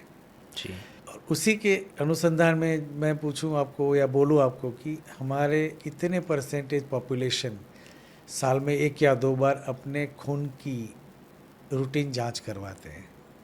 बहुत कम हो गया सर। मिनिमम आप ऐसे गिन सकते हैं, इतने परसेंटेज रहेंगे, ज़्यादा नहीं रहेंगे। अच्छा, बहुत कम लोग, प्रैक्टिस ही नहीं है। प्रैक्टिस तो ही नहीं है। आपको जब कोई ज़्यादातर क्या देखते हैं आप समाज में, जब मैं तो खुद प्रैक्टिस करता हूँ, मैं देखता हूँ लोग आते हैं कुछ बीमारी लेके मेरे पास या किसी दूसरे डॉक्टर्स के पास, आयुर्वेदिक फिजिशियन के पास। वहाँ से डॉक्टर्स जब ब्लड असेसमेंट करवाते हैं, यूरिन असेसमेंट करवाते हैं, टेस्टिंग करवाते हैं उसका, तब जाके ज़्यादातर लोगों को उसी वक्त पता चलता है कि उनको आज की तारीख में शुगर हाई आई है। ओह, तो डायबिटीज़ कब शुरू हुआ उनको पता पता चलता ही नहीं होता नहीं है। है। और मोस्ट ऑफ द पेशेंट्स जो मैंने मेरी प्रैक्टिस में देखा है ऐसा ही बोलते हैं कि साहब, डॉक्टर साहब, मुझे कुछ होता ही नहीं है, हाँ, डायबिटीज़ की वो तो चिंता ही नहीं करनी चाहिए। उनको गंभीरता ही नहीं पता गंभीरता ही डायबिटीज़ नहीं क्या पता है है। और स्वीट खाते ही जाते हैं, खाते ही जाते हैं। मतलब खाते भी नहीं होंगे, लेकिन वो प्राउड से बोलते हैं कि डॉक्टर साहब ये इतना आया लेकिन मुझे कोई तकलीफ ही नहीं हो रही है। तो आपका जो प्रश्न था डायबिटीज़ में सामान्य रूप से क्या होता है, होनी, हाँ, लेकिन डायबिटीज़ में कुछ साइंस तो है। जैसे यूरिन बढ़ता है, हमारा फ्रीक्वेंसी ऑफ यूरिन बढ़ता है। ओके, शुगर लेवल बढ़ेगा तो शरीर उसको डाइल्यूट करने के लिए एक्सक्रीट करेगा, बाहर निकालेगा उसको, तो ये राइट, फ्रीक्वेंसी ऑफ यूरिन बढ़ जाएगी हमारी। ओके, आयुर्वेद में तो सुश्रुत में और चरक संहिता में तो ऐसा भी बताया, उस जमाने में ब्लड टेस्ट तो नहीं होता था, जी, तो बोले जब आपके मूत्र के आसपास कीड़े मकोड़े आने लगे, हाँ, कीड़े आने राइट, लगे, राइट, राइट, तो या समझ जाइए आपको मधुमेह हो गया आधे में मधुमेह हो गया है। या हो गया है। जी, जी, जी, वो साइन था एक साइंस था, समय। यस। हाँ, आज तो काफ़ी हमारे पास फैसिलिटी है, हम जी। लैब में गए, ब्लड सैंपल दिया, मिल गया, या घर पे हमने प्रिक घर करके पे हम लोग चेक कर ग्लूकोमीटर पे सकते हैं, चेक कर यस, लिया हमने। Yes, yes, yes. और दूसरा, डायबिटीज़ में कॉमन सिम्टम क्या होता है या साइन क्या होती है, लक्षण, थकान रहती है, थकान बहुत रहती है, एनर्जी यस। लेवल कम हो जाता है, एनर्जी आदमी लेवल, यस। थका थका रहता है, स्फूर्ति नहीं जी। होती उसके अंदर। अगर काफ़ी लंबे अरसे से है तो पेशेंट कंप्लेन करते हैं कि अगर कोई घाव हुआ या कोई बॉयल हुआ, जी, वो रोज उसकी हीलिंग ज़्यादा नहीं होती, फास्ट हाँ, डिलेड राइट, होता है। Right, right, right. ऐसे कुछ छोटे छोटे छोटे साइंस होते हैं, साइंस होते हैं। तो उससे पता चलता है कि डायबिटीज़ है। लेकिन हम लोग उसके प्रति ध्यान नहीं देते ना, हम लोग निगलेक्ट करते हैं निगलेक्ट करते ऐसे हैं, साइंस को। मतलब चेकअप कराता रहना चाहिए ब्लड। तो अवेयरनेस सबसे पहले होनी Awareness। चाहिए। साल में कम से कम, मैं एडवाइस करूँगा कि साल में कम से कम 1 से 2 बार अपने खून की रेगुलर, जिसमें कि शुगर की भी जांच हो, ऐसा टेस्ट जरूर करवाए। ओके सर, तो ये जब पता चलता है इंसान को कि मुझे डायबिटीज़ हुआ है, तो उसके बाद उसके बॉडी में क्या क्या इफ़ेक्ट होती है? देखिए, डायबिटीज़ है वो एक साइलेंट किलर है, ओके, साइलेंट किलर बोलता हूँ उसको। और वो हमारे शरीर को, अगर हमने उसको कंट्रोल नहीं किया, हमने जी। अगर उसको एक लिमिटेड डायमेंशन में नहीं सीमित रखा, जी, तो आगे जाके समय के कुछ अंतराल के बाद, जी, जो कि कुछ 10 साल, 15 साल, 20 साल, 25 साल भी हो सकते हैं, 30 साल भी हो सकते हैं, शरीर में इतना डैमेज करवाता है कि वो इरिवर्सिबल होता है। ओके, आप ध्यान से समझिएगा इस चीज़ को कि मेरे पास जो भी पेशेंट आए इतने सालों में, उन्होंने यही बोला है कि साहब हमें कुछ होता ही नहीं है। उनका ब्लड में रिपोर्ट आता है 350, 450, 250, 350, 300। बाप रे। वो बिल्कुल मस्ती से बोलते हैं, साहब कुछ होता नहीं मुझे, मैं ठीक हूँ। वो ठीक आप आज हो, कल नहीं रहेंगे। कल नहीं रहेगी। ये जो शुगर लेवल हाई रहता है उसकी वजह से हमारा शरीर वो उतने लेवल के लिए एडेप्टेबल नहीं है, वो Okay. बना नहीं है। उसका डिज़ाइन हुआ है एक लिमिटेड मात्रा के अंदर शुगर का मेंटेनेंस होना, ब्लड के Maintenance अंदर होना। परिस्थिति उपस्थिति होना उसका, समझ right? गया, राइट, राइट। उससे ज़्यादा हुआ जी, तो शरीर में डैमेज होता है। क्या होता है, जैसे मैंने आपको बताया कि थकान ज़्यादा लगती है लोगों को, जी। एनर्जी कम होती, जो लक्षण होते हैं वो धीरे धीरे करके आते हैं आपके पास। लेकिन जो सबसे ज़्यादा डरने वाले मामले होते हैं ना, उसमें क्या होता है, एक होता है सबसे common diabetic neuropathy. Diabetic neuropathy का मतलब, आप ज़्यादातर जो पुराने डायबिटिक पेशेंट हैं ना, उनसे फरियाद सुनोगे कि उनके पाँव के अंदर जलन होती है, जो अपना ओके। पाँव का तलिया होता है उसके तलिया। अंदर उनको जलन होती है, चलन होती है, यस यस। बर्निंग सेंसेशन होती है, और कुछ भी दवाई कर ले वो उनसे मुक्ति नहीं पा सकते हैं। जी। इसको बोलते हैं डायबिटिक न्यूरोपैथी। ओके अपनी नर्व्स होती है ना, नर्व्स डैमेज होती है, ओके नर्व्स के अंदर जो प्रोटेक्शन होता है, प्रोटेक्शन रिमूव होता जाता है, धीरे धीरे उसका क्षय होता है। ब्लड सर्कुलेट नहीं होता है वेन्स में। ब्लड एक अलग समस्या हो गई, ओके। ये नर्व्स की समस्या है, अच्छा ओके, वो सूखने लगती सेंसेशन है। की। तो नर्व्स जो होती है ना, नर्व्स के अंदर डैमेज होता है शुरू, उसकी वजह से आपको फीलिंग्स आनी शुरू हो जाती है जलन की, चलन की, ओके बहुत सताती है, बहुत। जी। और जिनको है वो आज जो पॉडकास्ट सुने उनको पता रहेगा कि हाँ काफ़ी जटिल समस्या है ये मैं घर में भी देख रहा हूँ, मेरी मम्मी को भी है, तो मैं उनका वो हाल आपको देख रहा पता रहा हूँ। होगा। हर रोज़ वो बोलते हैं कि पैरों में जलन होता है, तो आई कैन अंडरस्टैंड दिस। दूसरा होता है लंबे अरसे में जो सबसे कॉमन चीज़ें हैं वो बता रहा हूँ आपको, डायबिटिक नेफ्रोपैथी। मतलब हमारी किडनी जो कि शुगर को कंट्रोल करती है, निकालने में हेल्प करती है, दूसरे टॉक्सिन्स को निकालने में हेल्प करती है, उसके अंदर जो नेफ्रॉन्स होते हैं जो कि फिल्टर का काम करते हैं, वो सारे नेफ्रॉन्स धीरे धीरे करके डैमेज होते हैं, डैमेज हो जाते हैं। ओह। तो नेफ्रोपैथी होती है। उसकी वजह से क्या होता है कि उसकी जो फिल्टर करने की कैपेसिटी है जी। वो धीरे धीरे करके बंद होती जाती है, अच्छा, जिसे क्या बोलेंगे, kidney failure. Kidney failure, yes yes yes. वो क्रॉनिक स्टेज में आ जाता है, क्रॉनिक किडनी फेलियर बोलते हैं, सीकेडी बोलते हैं, सिक डिजीज भी बोलते हैं उसको, जिसका एक कारण डायबिटीज़ भी है, लंबे अरसे तक अनियंत्रित रहता है उसकी वजह से। और तीसरा होता है डायबिटिक रेटाइनोपैथी। मतलब हमारी आँख के अंदर जो रेटाइना है वो डैमेज होता है, तो आपको देखने में भी बहुत मुश्किल होती है। वो तो बहुत बड़ी मुश्किल हो जाए। हाँ, तो तीनों चीज़ें हैं बड़ी गंभीर। तीनों चीज़ें। उसके बाद तो आगे तो है जी। कि ब्लड सर्कुलेशन कम होता जाता है, तो पाँव में या कहीं भी कुछ लगे सेंसेशन नहीं होता है हमें, पता ही नहीं चलता या लगी। वहाँ पे फिर वो सडन शुरू होती है, जो जिसे कि बोलते हैं गैंग्रीन। गैंग्रीन, हाँ। जिसकी अगर उसमें ट्रीटमेंट किया और रिकवरी नहीं हुई तो एम्प्यूटेशन, मतलब काटने की वक्त आ सकता अरे है, बाप रे। वो बारी आ सकती है आपकी। जी जी जी जी। है तो समस्या, लेकिन उसमें भी हमारे पास अवकाश बहुत है, अंतराल बहुत है, 5 साल 10 साल 15, उसको हम कंट्रोल कर लें, हमारी कंट्रोल लाइफस्टाइल कर ले, सुधार हाँ। दें हम लोग, जी जी जी, तो कोई प्रॉब्लम नहीं आ सकती। सही मात्रा में दवाइयाँ लें, सही दवाइयाँ लें, we are okay. We are will be okay, yes definitely. तो क्या सर आयुर्वेद में डायबिटीज़ का कोई समाधान है? जरूर होगा और है। जी। 5000 साल 7000 साल पुराना जब उसका उल्लेख है हमारे पास, उसका विवरण है हमारे पास, तो चिकित्सा भी उसमें है। ओके। लेकिन एक चीज़ ध्यान में रखिएगा कि मधुमेह माने डायबिटीज़ वो सिर्फ और सिर्फ दवाई का मामला नहीं है, ओके। ये एक लाइफस्टाइल डिसऑर्डर हो गया, अच्छा। हमारी लाइफस्टाइल से जुड़ा हुआ डिसऑर्डर है। ओके। और डायबिटीज़ रोग थोड़ी ना है, वो जी। तो एक परिस्थिति है शरीर की। अच्छा, वो रोग नहीं है, वो परिस्थिति है। हाँ, ये बड़ी अच्छी बात बताई हाँ, आपने। रोग बस उस परिस्थिति को कंट्रोल में लाना है। परिस्थिति को आप नियंत्रण में रख सकते हैं, जी बेकाबू नहीं होने देते हैं, जी जी, सही बात है। तो आप राइट। सही हो। Okay, got it. अगर वो परिस्थिति को आप कंटेन नहीं कर पाए ओके तो जाके कॉम्प्लिकेशंस होंगे लंबे अरसे में। ओके, ये अच्छी Right? इन्फॉर्मेशन तो बताई आपने। मैनेजमेंट, आयुर्वेद क्या बोलता है, prevention is always better than cure. Cure, yes yes yes. तो अब आज मैं जब आयुर्वेद की बात कर रहा हूँ तो आयुर्वेद में डायबिटीज़ के लिए क्या है, मधुमेह के लिए क्या है, तो सबसे पहले तो हमें ये समझना है कि डायबिटीज़ होता कैसे है। राइट। आज की तारीख में डायबिटीज़ काफ़ी लोगों को है, क्यों हो रहा है? जी। पहले भी था, उस वक्त पॉल्यूशन नहीं था। जी। आज की तारीख में पॉल्यूशन है, पहले Pollution केमिकल्स बहुत नहीं है। थे, आज की तारीख में केमिकल्स हैं। केमिकल ज़्यादा है, राइट। तो क्या इसी की वजह से होता है?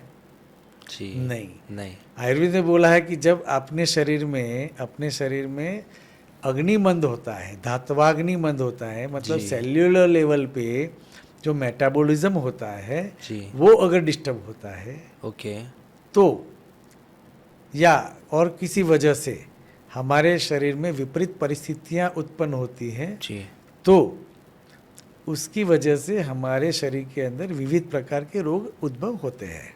हम्म, आज आप जानते हो, मैं भी जानता हूँ कि इंसुलिन जो कि बहुत शुगर important। मेटाबॉलिज्म का की कंपोनेंट है, वो जी, जी, हमारे जी। पैंक्रियाज में राइट पैदा होता है। राइट तो किसी भी वजह से वो जो सेल्स हैं वो डैमेज होते हैं, तो इसकी वजह से हमें जो ज़रूरी मात्रा में इंसुलिन चाहिए जी वो पैदा नहीं होता है नहीं शरीर होता में। है, राइट।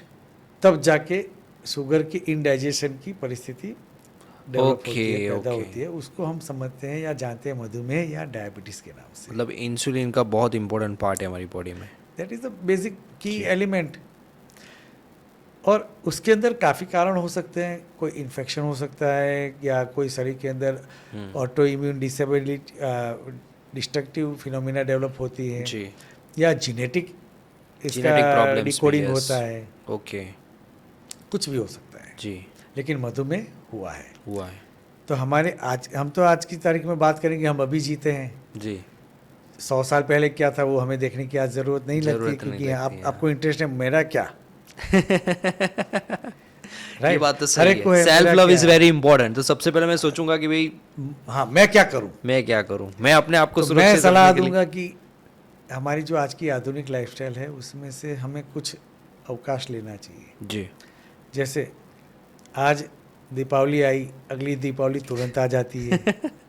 स्वीट खाना तुरंत, मतलब स्वीट खाने की बात नहीं कहूँ, we are running very fast.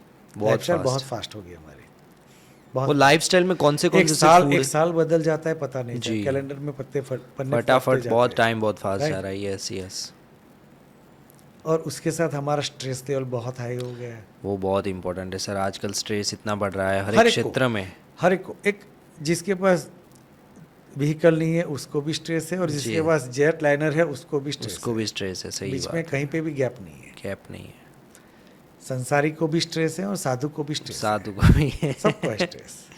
कोई स्ट्रेस से बच नहीं हाँ। सकता है। आयुर्वेद में क्या बताया, जी। आयुर्वेद की ब्यूटी क्या है। आयुर्वेद ने कभी किसी एक रोग को, किसी भी रोग को सिर्फ और सिर्फ फिजिकल डिजीज नहीं बोला है, जी, शारीरिक रोग नहीं बताया है। शरीर स्थान है उसका, शरीर स्थान है। रोग का। आयुर्वेद बोलता है कोई भी रोग पैदा होता है उसके कारण के अंदर, मूल कारण के अंदर मनोदैहिक कारण साथ में ही जुड़े हुए होते हैं, मानसिक वही उपस्थित होते हैं। मानसिक और शारीरिक दोनों का जब मिलन होता है तब उस कारणों की वजह से जो तो रोग पैदा होता है, जो भी रोग पैदा होता है। Right right right right. मतलब मन को संतुलित रखना जरूरी है। मन को दूसरा सकारात्मक रखना लाइफस्टाइल के जरूरी अंदर है। फिजिकल लाइफस्टाइल भी आ गई।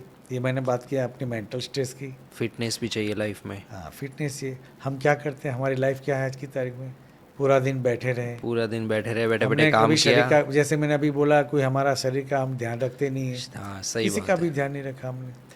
तो हमें हमारे जात के लिए, हमारे सेल्फ के लिए भी कुछ वक्त निकालना चाहिए, जी उसकी केयर करनी चाहिए। भगवान ने हमें जो मुफ्त में दिया हुआ शरीर है जी, जी, उसको जी। हमें संभालना चाहिए। संभालना चाहिए, सही बात। व्यायाम करें, योग करें, जी प्राणायाम करें, जी अच्छी गुणवत्ता का अच्छे समय पे खुराक अच्छी मात्रा में लें, जी। Right time, right quantity, right quality quality, and right food to be Right consumed. food। ऐसा रखो। मुझे लगता है ये राइट फूड बहुत इंपॉर्टेंट है। राइट फूड में अभी तो बहुत लोगों को मुश्किल हो सकती है, बहुत मुश्किल हो लेकिन सकती है। ऐसा है कि जो हमारी परंपरागत जो भोजन शैली है वो काफ़ी हद तक हमें बेनिफिट दे सकती है। बहुत सही बात है सर। तो फास्ट फूड है, जो जंक फूड हो गया, जी, उसको जहाँ तक हो सके अवॉइड करें। अवॉइड करना चाहिए, बहुत सही बात है। हम लोग लंच कितने बजे, ज़्यादातर लोग लंच कितने बजे लेते हैं? 12 और 1 बजे। नहीं, आज की तारीख में पूरे भारतवर्ष में ज़्यादातर लोग जो काम करते हैं वो लोग लंच लेते हैं 1:30 से बज के 2:30-3 बजे। 2:30-3 बजे, yes। ज़्यादातर ऐसा होता है। डिनर महानगरों में देखोगे रात को 9 बजे से 11 बजे के बीच में डिनर टाइम होता है। आज तो लोग 11 से 12, 13 पूरी रात को 1-1 बजे तक डिनर हाँ, करते हैं। रात को हम पार्टियों में खाते कितने पार्टियों बजे? में 2 बजे, खाते, 3 2 बजे बजे, खाते 3 हैं। बजे, कोई हाँ। उसमें रोक टोक नहीं है ना। आप देखेंगे कुदरत, जो हमारे पक्षी हैं या जो हाँ। जानवर है हमारे, वक्त पे सो जाते हैं। वो रात के बाद कुत्ता भी नहीं खाना खाएगा। बहुत सही आपका बात है पेट सर। है और वो बिगड़ गया तो बात अलग है, लेकिन जो नेचुरल वे में पला है ना वो नहीं खाएगा। पक्षी भी नहीं खाते कुछ। पक्षी भी नहीं खाते, वो भी टाइम पे सो जाते हैं, टाइम पे उठते हैं। उनके पास अलार्म नहीं है, कुदरत से जुड़े उनसे हुए वो अच्छे लोग। मतलब हमसे अच्छे तो वो है, तो मतलब तो इंसान को क्या कहा मैं जाए। ये सलाह दूंगा कि हमें हमारे खाने में मध्याह्न पे मतलब दोपहर 12 से 1 के बीच में खाना खाना चाहिए, और रात शाम को आप जैन दर्शन देखिए। 6 बजे के बाद नहीं खाते। जैन दर्शन सूर्यास्त 6 नहीं, उनका एक्चुअली बेसिक है सूर्यास्त के पहले खा लेते पहले क्या था, लाइट थी नहीं तो कीड़े मकोड़े से आपको बचना था, हैं। जी। खाने में ना आए उसके लिए, तो आप क्या करते थे, सूर्यास्त से पहले खा लेते थे। और रात को वो लोग सो जाते थे 8-9 बजे, राइट राइट राइट। सुबह 4 बजे उठते थे वो लोग। ब्रह्म अभी मुहूर्त। हमारी सुबह कितने बजे होती है ज़्यादातर लोगों 8 की, 9 यंग 10। जनरेशन में 8-9-10 यंग बजे। जनरेशन तो 10 11 और 12। रात को सोना कितने बजे होता है, 2-3 बजे सोते हैं लोग। पूरी रात 3 4 बजे तक तो हाँ। Young generation. तो ये चीज़ें आखिर में नेचुरल जो हमारी शरीर में हार्मनी है, जी। वो हार्मनी को डिस्टर्ब करता है। ओके। तो डायबिटीज़ के पैदा होने में ये बहुत बड़ा योगदान देता है। ओके। और खाने में जो जंक फूड की तरफ हम मुड़े हैं, हमारा फोकस वेस्टर्न फूड की तरफ बढ़ गया है, तो ये सारी चीज़ें हमारे शरीर को डैमेज करती हैं, क्योंकि हमारा करती हैं। शरीर हमारी पुश्तैन में मतलब 100 पीढ़ियों से आप देखो ना, तो एक पर्टिकुलर लाइफस्टाइल के अंदर या खाने पीने के लिए बना हुआ है। बना हुआ है, सही बात है। अच्छा, उसके बाद क्या आया, पॉल्यूशन। पॉल्यूशन है। इंडिया की 90s के बाद में जब केमिकलाइजेशन हुआ और रिवॉल्यूशन हुआ, इकोनॉमिक रिवॉल्यूशन हुआ, इंडिया जी। की ग्रोथ हो रही है, तो पॉपुलेशन बढ़ी, तो हमें काफ़ी पेस्टिसाइड्स की ज़रूरत पड़ी। जी। इतनी बड़ी पॉपुलेशन को खिलाना है। जी। इंडस्ट्रियलाइजेशन हुआ, काफ़ी चीज़ों में केमिकल्स की हमारे जीवन में एंट्री हो गई। जी। खाने में हम लोग रेडीमेड खाना या फास्ट फूड में ज़्यादा खाने लगे, तो उसमें भी काफ़ी ऐसे एलिमेंट्स आने लगे जो जी। बॉडी में हार्म करेंगे। हार्म करे, राइट राइट। तो इन सब चीज़ों की वजह से भी हमारे शरीर में डैमेज होता है, जो होता कि है। हमें डायबिटीज़ की तरफ ले जाते हैं। ओ माय गॉड, बहुत और ये तो यही इम्पोर्टेंट वजह रहेगी हमारे फ्यूचर में भी, हम लोग दुनिया की सबसे बड़ी डायबिटिक पॉपुलेशन बनने जा रहे हैं। तो सर, क्या आप ऐसी जड़ी बूटियों के बारे में बता सकते हैं जो मधुमेह को कंट्रोल कर सके। अरे ज़रूर, हमारे आसपास ही ऐसी काफ़ी जड़ी बूटियाँ पैदा होती है जो कि अच्छा। हमें मधुमेह माने डायबिटीज़ के अंदर काफ़ी फ़ायदा दे सकती है। अच्छा। अभी मानसून स्टार्ट हो रहा है हमारा, जी। और ये मानसून का जो ये वक्त होता है 1-2 महीने का, उस वक्त में हमारे मार्केट में कौन से फ्रूट ज़्यादा आते हैं? जामुन। जामुन। हाँ। हैं, तो जामुन क्या करता है, जामुन के अंदर उसकी गुठली होती है। हाँ। जामुन का सीड होता है। जी। जामुन का सीड आयुर्वेद के ज्ञान के मुताबिक, हमारे जो पारंपरिक हमारे इंफॉर्मेशन का जो जी। डिस्ट्रीब्यूशन हुआ जनरेशन टू जनरेशन, उसमें जो उसका उपयोग हुआ उसके रिजल्ट्स के हिसाब से, और भगवान ने जो ज्ञान दिया उसके जी। हिसाब से, जामुन का सीड क्या करता है, मधुमेह को काफ़ी हद तक कंट्रोल करने में हेल्पफुल है। हेल्पफुल है। Oh nice. डायबिटीज़ में ये समझिए, जो भी दवाइयाँ आयुर्वेद के अंदर बताई गई है, जी। या जो हम लोग सामान्य रूप से बगैर जाने ही भी इस्तेमाल करते हैं, जी।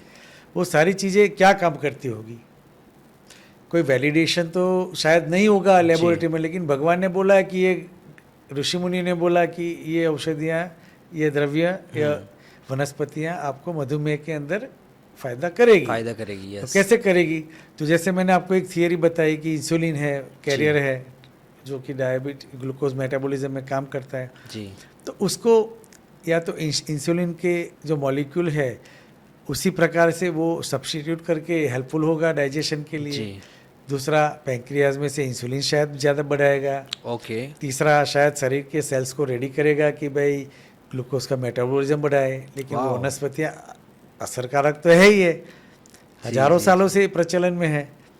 कोई चीज़ अगर फ़ायदा कारक नहीं होती है तो हम लोग उसको कभी स्वीकृति नहीं करते हैं, फेंक देते हैं हम लोग। जी। जी। जी।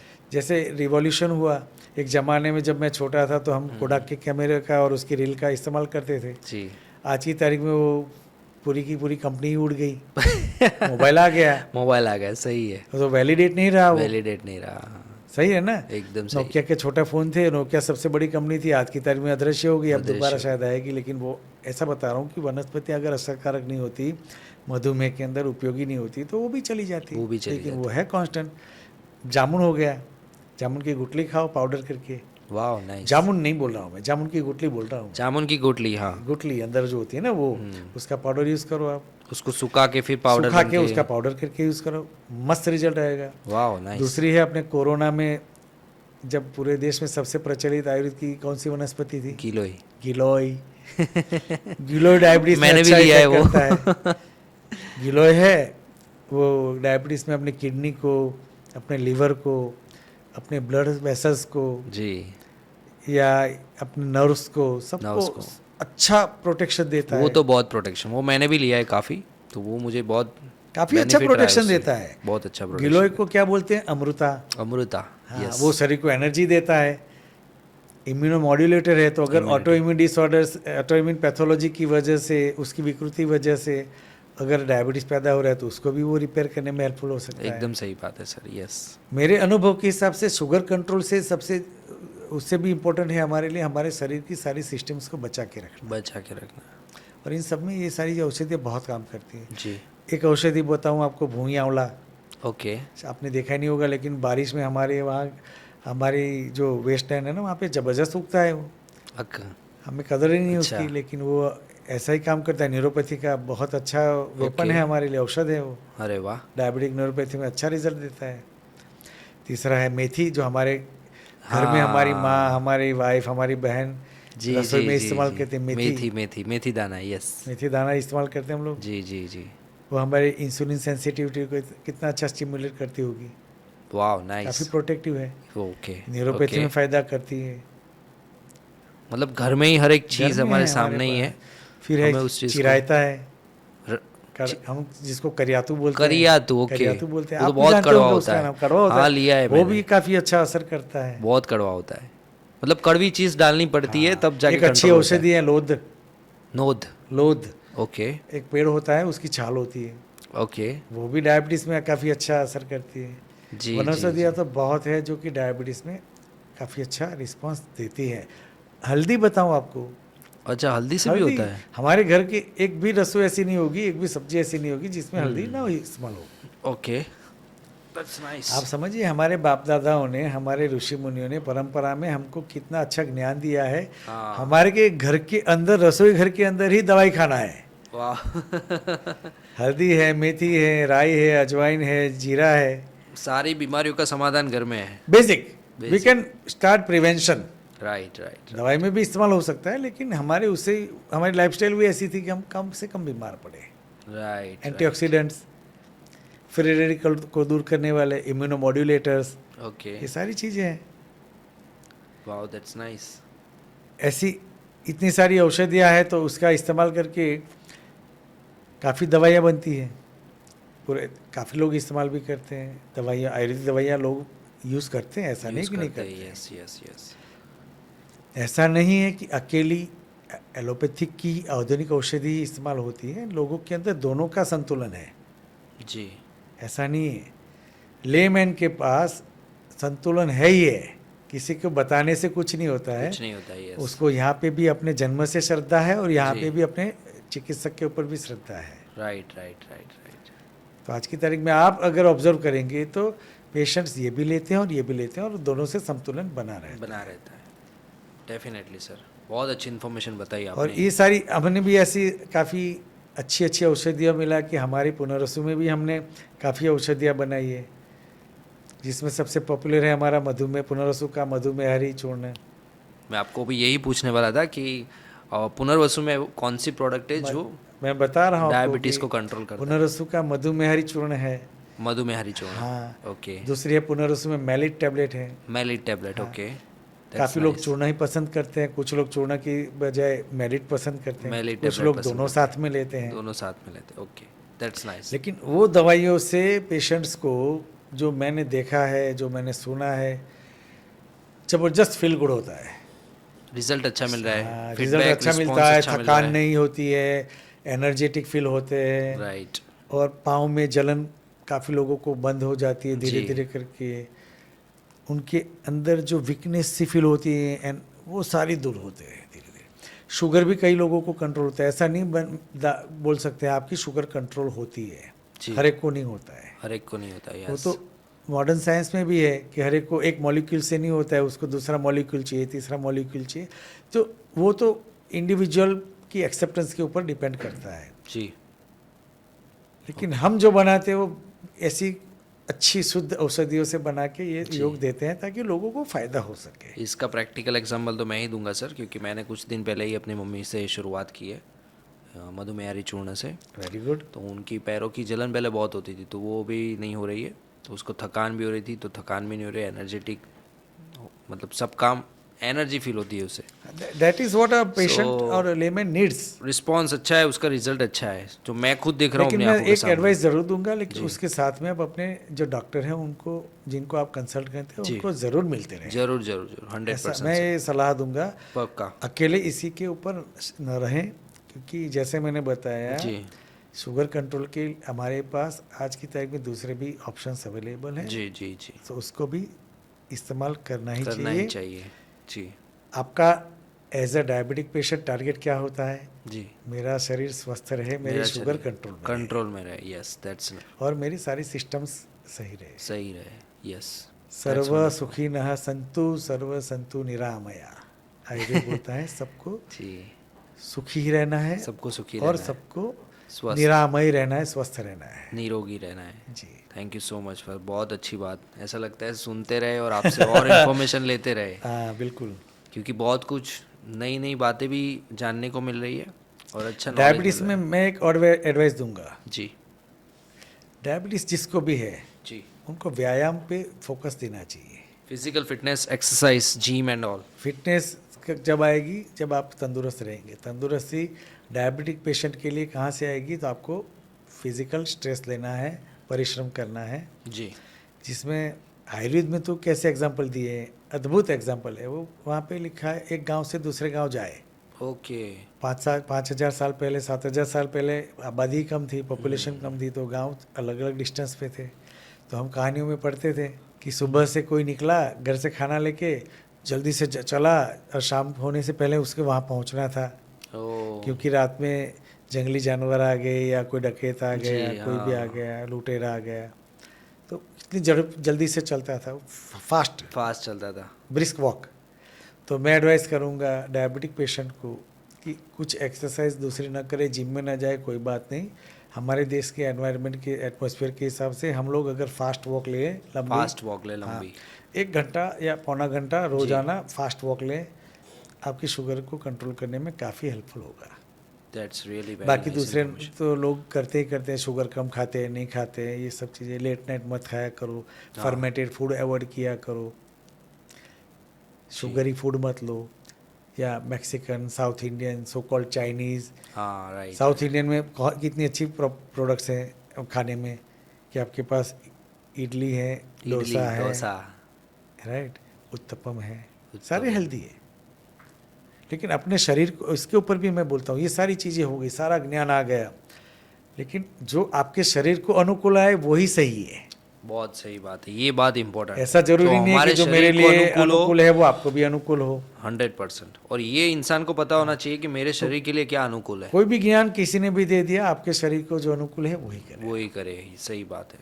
अपने रसोई घर के अंदर मधुमेह की कितनी अच्छी एक वनस्पति है जिसका हम लोग सब्जी के अंदर इस्तेमाल करते हैं, करेला। अच्छा, करेला, हाँ, कड़वा करेला, 100 बहुत करेला, वो मतलब बहुत मधुमेह बहुत के कड़वा अंदर, होता है, डायबिटीज के अंदर कितना इफेक्टिव है। बहुत इफेक्टिव। अच्छा, अपने घर के बाहर आंगन में एक पैदा होता है नीम, नीम, हाँ, कड़वा नीम, नीम कड़वा ही बिल्कुल, जी वो जी, कितना फायदा करता है। ये सारी Right. चीजें डायबिटीज में इफेक्टिव है, प्राकृतिक के ये, बिल्कुल नेचुरल, अपने घर के आसपास होता है ये सारी चीज, या घर के अंदर है। लेकिन लोग कड़वे से थोड़ा दूर भागते, कोई नहीं लेकिन भागता, मैं लेना बताऊं, चाहिए। नहीं, ट्रांसफॉर्मेशन है इतना जबरदस्त अच्छा। कि कोई नहीं भागता। ओके, अब लोगों के अंदर हेल्थ अवेयरनेस भी बढ़ रही है, ऐसा नहीं है कि लोग जी। सिर्फ आलसीपन बढ़ रहा है, नहीं, लोगों के अंदर अवेयरनेस भी बढ़ रही है, पीपल आर एक्सेप्टिंग। फिर तो ये अच्छी कड़वा बात है। कितना होता है, 5 मिनट के लिए, 2 मिनट के, 3 मिनट के लिए कड़वा, लेकिन बॉडी के करके, अंदर के जाके तो लेकिन वो बॉडी अमृत के ही अंदर है। तो 24 घंटे इफेक्ट दे रहा है। तो लोग समझते हैं, यंग पीपल ले रहे हैं, आज की तारीख में यंग जनरेशन को भी डायबिटीज है, ऐसा थोड़ी ना कि ओल्ड जनरेशन को है। 100% है, 100%, ये बात तो सही है यंगस्टर्स आपकी। मतलब 20 के दायके के अंदर, 20 के डेकेड में, 30 के डेकेड में, सबको ज़्यादातर लोगों को है। ज़्यादातर लोगों को, डोंट yes, थिंक yes, कि उनको नहीं होता है। सही बात है सर आपकी। They are taking it. हमारे पास तो काफ़ी एग्जांपल्स हैं उसके। तो सर अभी मैं आपसे एक और समस्या के बारे में बात करना चाहूँगा कि भारत में ज़्यादातर हर उम्र के लोगों को कॉन्स्टिपेशन बहुत होता है, कब्ज। उसके बारे में आपका क्या कहना है? देखिए, कब्ज आज का रोग नहीं है। ओके। कब्ज आयुर्वेद में भी बहुत अच्छी तरह से विवरित किया गया है। उसको बताया गया है कि विबंध, कब्ज विबंध, का ओरिजिनल संस्कृत नाम है विबंध, विबंध, जिसको हम कॉन्स्टिपेशन कहते हैं, हिंदी में कब्ज कहते हैं। कब्ज कहते हैं, यस तो विबंध पहले के जमाने में भी था, आज के जमाने में भी है। जी। विबंध माने कब्ज, कब्ज, कब्ज माने कि पेट में से मल को सामान्य रूप से जो बाहर आना चाहिए वो ना आना। नहीं आना, Right? सबसे ज़्यादा परेशानी है। हाँ, हमारे गुजराती में कहावत है, पहलू सुख ते जाते नरिया, माने सुबह सुबह पेट साफ आ जाए उससे बड़ा सुख कोई नहीं होता है। एकदम सही बात है सर, कोई नहीं होता है। ये तो बहुत सही लेकिन बात है। काफ़ी लोगों को उसकी समस्या है। ये है पाचन तंत्र से संबंधित समस्या, जी जी जी, आंतों की बीमारी, आंतों की या बीमारी, उसकी निर्बलता, इसको कह सकते हैं। जी कैसे होता है? काफ़ी कारण है, लेकिन जो जाने माने कारण है उसमें है सबसे पहले तो हमारी stressful life again, yes yes yes, right. Anxiety, anxiety, depression, जी, स्ट्रेसफुल लाइफ, और खाने पीने में काफ़ी हद तक बिगड़ापन, वो तो सबसे इम्पोर्टेंट है काफ़ी सर। हद तक बिगड़ापन। मैदे का सबसे ज़्यादा इस्तेमाल आज की तारीख में हम लोग कर रहे हैं। कैसे? हम लोग फास्ट फूड में फास्ट चले फूड गए। बहुत खा रहे हैं, क्या वड़ा खा रहे हैं? Pav, dabeli, sandwich, vada pav, pizza, dabeli, burger, burgers, pizza. तो ये चीज़ें हमारे आंतों में पचने के लिए योग्य नहीं है। जी जी हमें फाइबरस फूड खाना चाहिए, फाइबर हमारे में कम हो गए। जी दूसरा, इनटाइमली फूड हो गया, जी, कभी भी खाओ, कभी भी खाओ, 7 बजे खाओ, 8 बजे खाओ, रिपीटेड खाओ, रिपीटेड खाओ, हाँ। या जो आपको अनुकूल ना हो वैसा खाओ, बीच बीच में बार बार बार बार खाते खाओ, रहो। अनुकूल ना हो वैसा खाओ, बाप कब रे बाप। बेवक्त पे खाओ, गंदी गंदी चीज़ें खाओ। गंदी मतलब विकृत नहीं बोलता मैं, गंदी माने जो आपकी हेल्थ के लिए सही नहीं है, ऐसी सही चीज़ें नहीं खाओ, है, जी राइट। जंक फूड खाओ। तो धीरे धीरे, और उसके ऊपर हमारा कार्यशैली कैसी हो गई, परिश्रम तो चला गया, पूरा दिन बैठे रहना, जी। शरीर के अंदर कोई श्रम नहीं करना, तो हाथों को एक्सरसाइज कैसे मिलेगी? बिल्कुल नहीं। फिर क्या होगा? कब्ज होने ही है। परिणाम है कब्ज। जी। और कब्ज से क्या होगा? फिर आदमी, पेट साफ नहीं होगा तो असुख फील होगा उसको, सुख फील होगा, अनईज होगा। फिर तो बोला पेट भारी हो गया है। ज़्यादातर लोगों में अलग अलग लक्षण दिखते हैं। अलग अलग दिखती कोई है। बोलता है बेचैनी हो रही है, कोई बोलता है बेचैनी। मज़ा नहीं आ रहा है, कोई बोलता है अरे पेट के अंदर गड़बड़ी हो रही है, किसी को पेट में गैस बढ़ जा रहा है, और किसी को उसकी वजह से भूख नहीं लग रही भूख है, नहीं लग रही है। कभी कभी पेट साफ नहीं होने की वजह से सर दर्द होता है। लोगों को काफ़ी चीज़ें उसकी वजह से भी हो सकती है। जी जी जी, ऐसा जरूरी नहीं कि उसी की वजह से है, लेकिन होता है। परिणाम क्या होता है?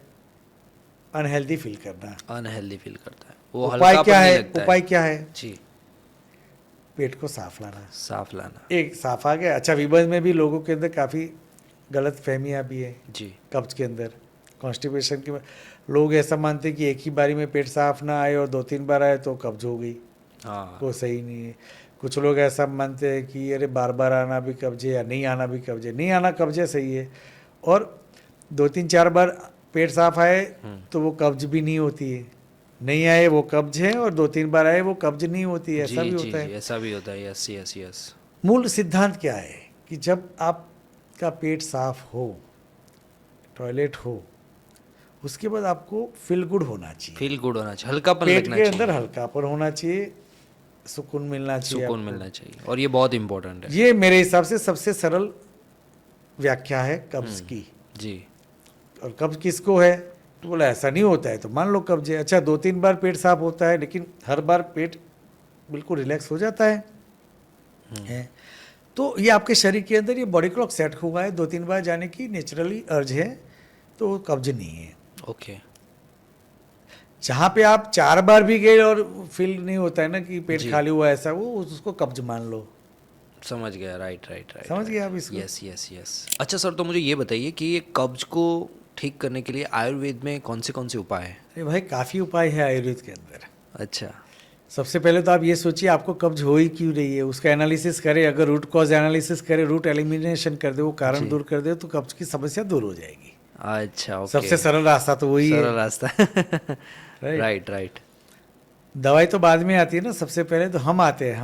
हम आते मतलब हमारी लाइफस्टाइल आ गई। यस, मैं यस। माने मेरी लाइफस्टाइल आ गई। जी, समय से उठना, जी, व्यायाम करना। जी। दूसरा, हमारे खाने में गर्म खाना होना चाहिए, फाइबरस फूड होना चाहिए। ओके। रोटी, दाल, चावल, सब्जी ऐसी फाइबरस होनी चाहिए। जी। मैदे वाली चीज़ें कम खाया करो, ना खाया ओके। करो, अवॉइड किया करो। जी, जी, जी, नॉनवेज में फाइबर्स नहीं होते हैं तो वो भी कम किया करो आप। जी, शाकाहार की तरफ आप मुड़ जाओ जी, जी। ज़्यादा, राइट। मतलब फाइबर्स। फाइबर्स। और चलना, आंतों का चलना। व्यायाम है वो। और वो बहुत अगर इम्पोर्टेंट है। कॉन्स्टिपेशन फील हो रहा है तो सुबह सुबह गर्म पानी पिया करो। याद। या यस। अपने शरीर में हाइड्रेशन की स्थिति संतुलन रखने के लिए जी। ज़्यादा पानी पिया। ज़्यादा मतलब जो ज़रूरत है उतना तो पानी कम से कम पियो। मैंने देखा है आज की तारीख में लोग 100 में पानी से का 90% लोग पानी बहुत कम पीते पानी हैं। बहुत कम पीते हैं, यस। उसकी मतलब वजह से ये कॉन्स्टिपेशन गर्मी होगा ही के होगा। अंदर समझ लो कि हमें दिन का 3 लीटर पानी चाहिए। तो हमारे यहाँ किसी को भी पूछोगे ना, कोई भी घर में रहता है ना, तो उससे पूछोगे, बोलेंगे हाँ मैं 5-6-7 गिलास तो पी लेता हूँ या पी लेती हूँ। मतलब 1 लीटर से 2 लीटर के बीच का उनका कंजम्पशन होता है। हाँ, राइट, राइट, राइट। और विंटर के अंदर तो 1 लीटर से कम हो जाता है। तो हाइड्रेशन नहीं रहता है, उसकी हाइड्रेशन वजह से नहीं रहता सेल्स है। की मूवमेंट में भी डिस्टर्बेंस आ सकता है। जी। सिस्टम्स भी अपनी परफॉर्म नहीं कर पाती परफॉर्म नहीं शरीर करती, में सही यस, ढंग यस। से। ये चीज़ें छोड़नी चाहिए।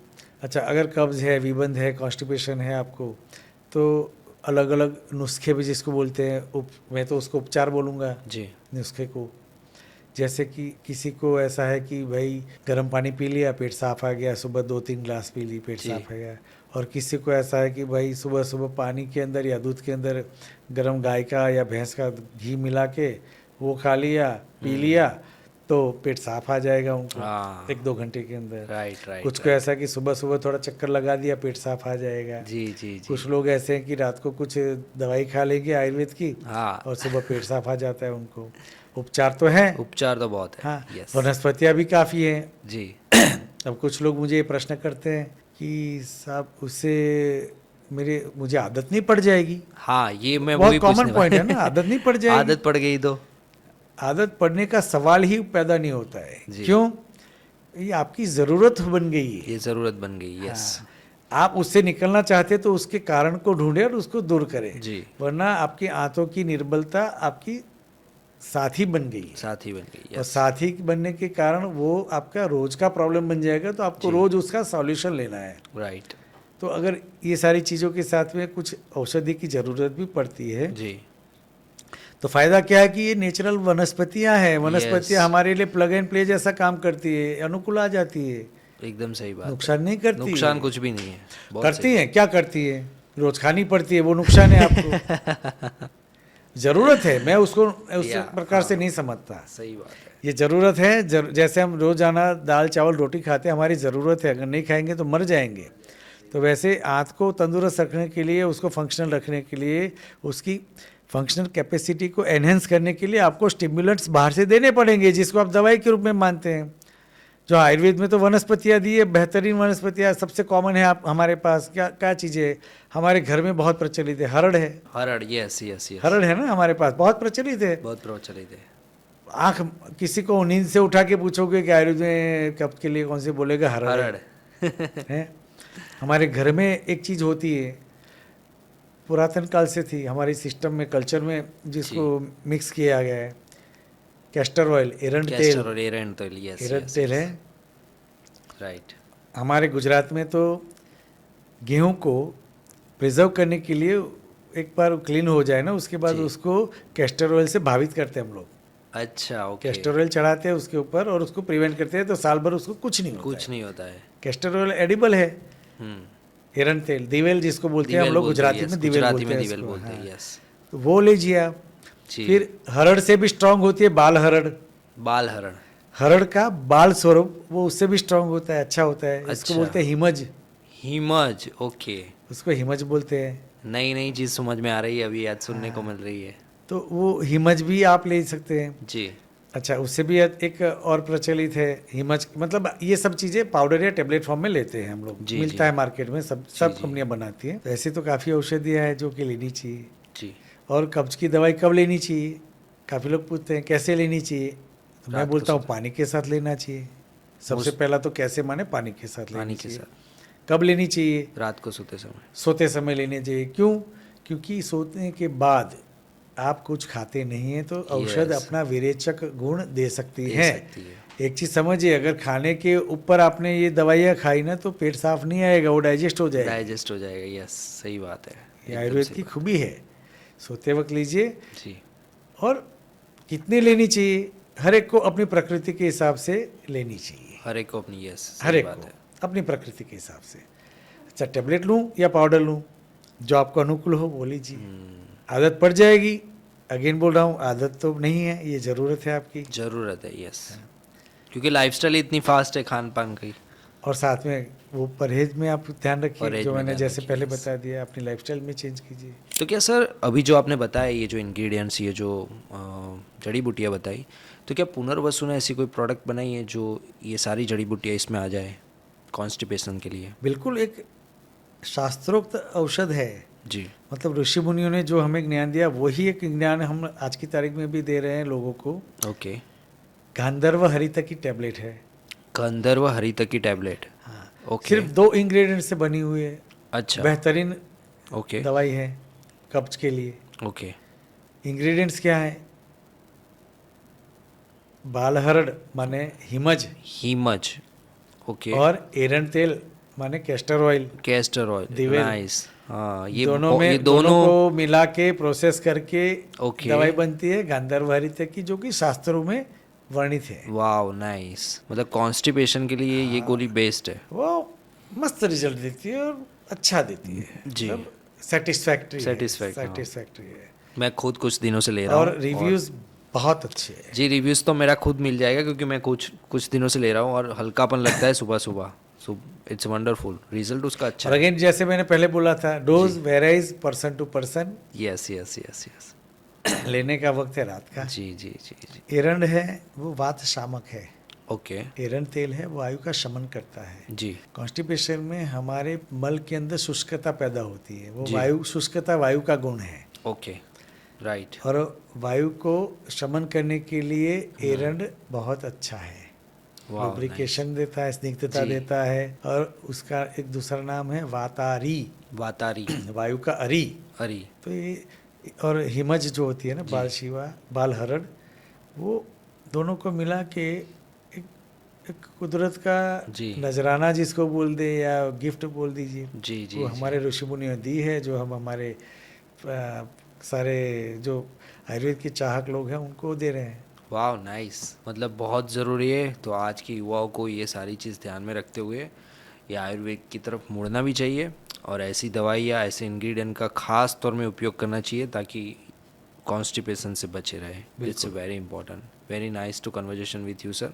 बहुत अच्छा लगा, बहुत सारी ऐसी मुझे भी नई नई अच्छा लगा। बातें, नई नई कितनी सारी बातें समझ में आई, कितनी सारी आयुर्वेद की तरफ मेरा भी थोड़ा फोकस थोड़ा बदला, कि डायरेक्शन की कुछ ऐसी सोच बदली कि भाई ये जीवन का पहलू है। जैसे हम रोज़िंदा जीवन जीते हैं तो आयुर्वेद ऐसी चीज़ है कि ये हमारी लाइफस्टाइल के अंदर मर्ज होना चाहिए ताकि हमारी लाइफ हेल्दी रहे और हैप्पी रहे। काफ़ी लोग कर रहे हैं फॉलो। यस, काफ़ी लोग अभी तो आपकी जनरेशन में तो जबरदस्त बहुत लोग फॉलो कर रहे हैं, मैं खुद देख रहा हूँ इस बात को। तो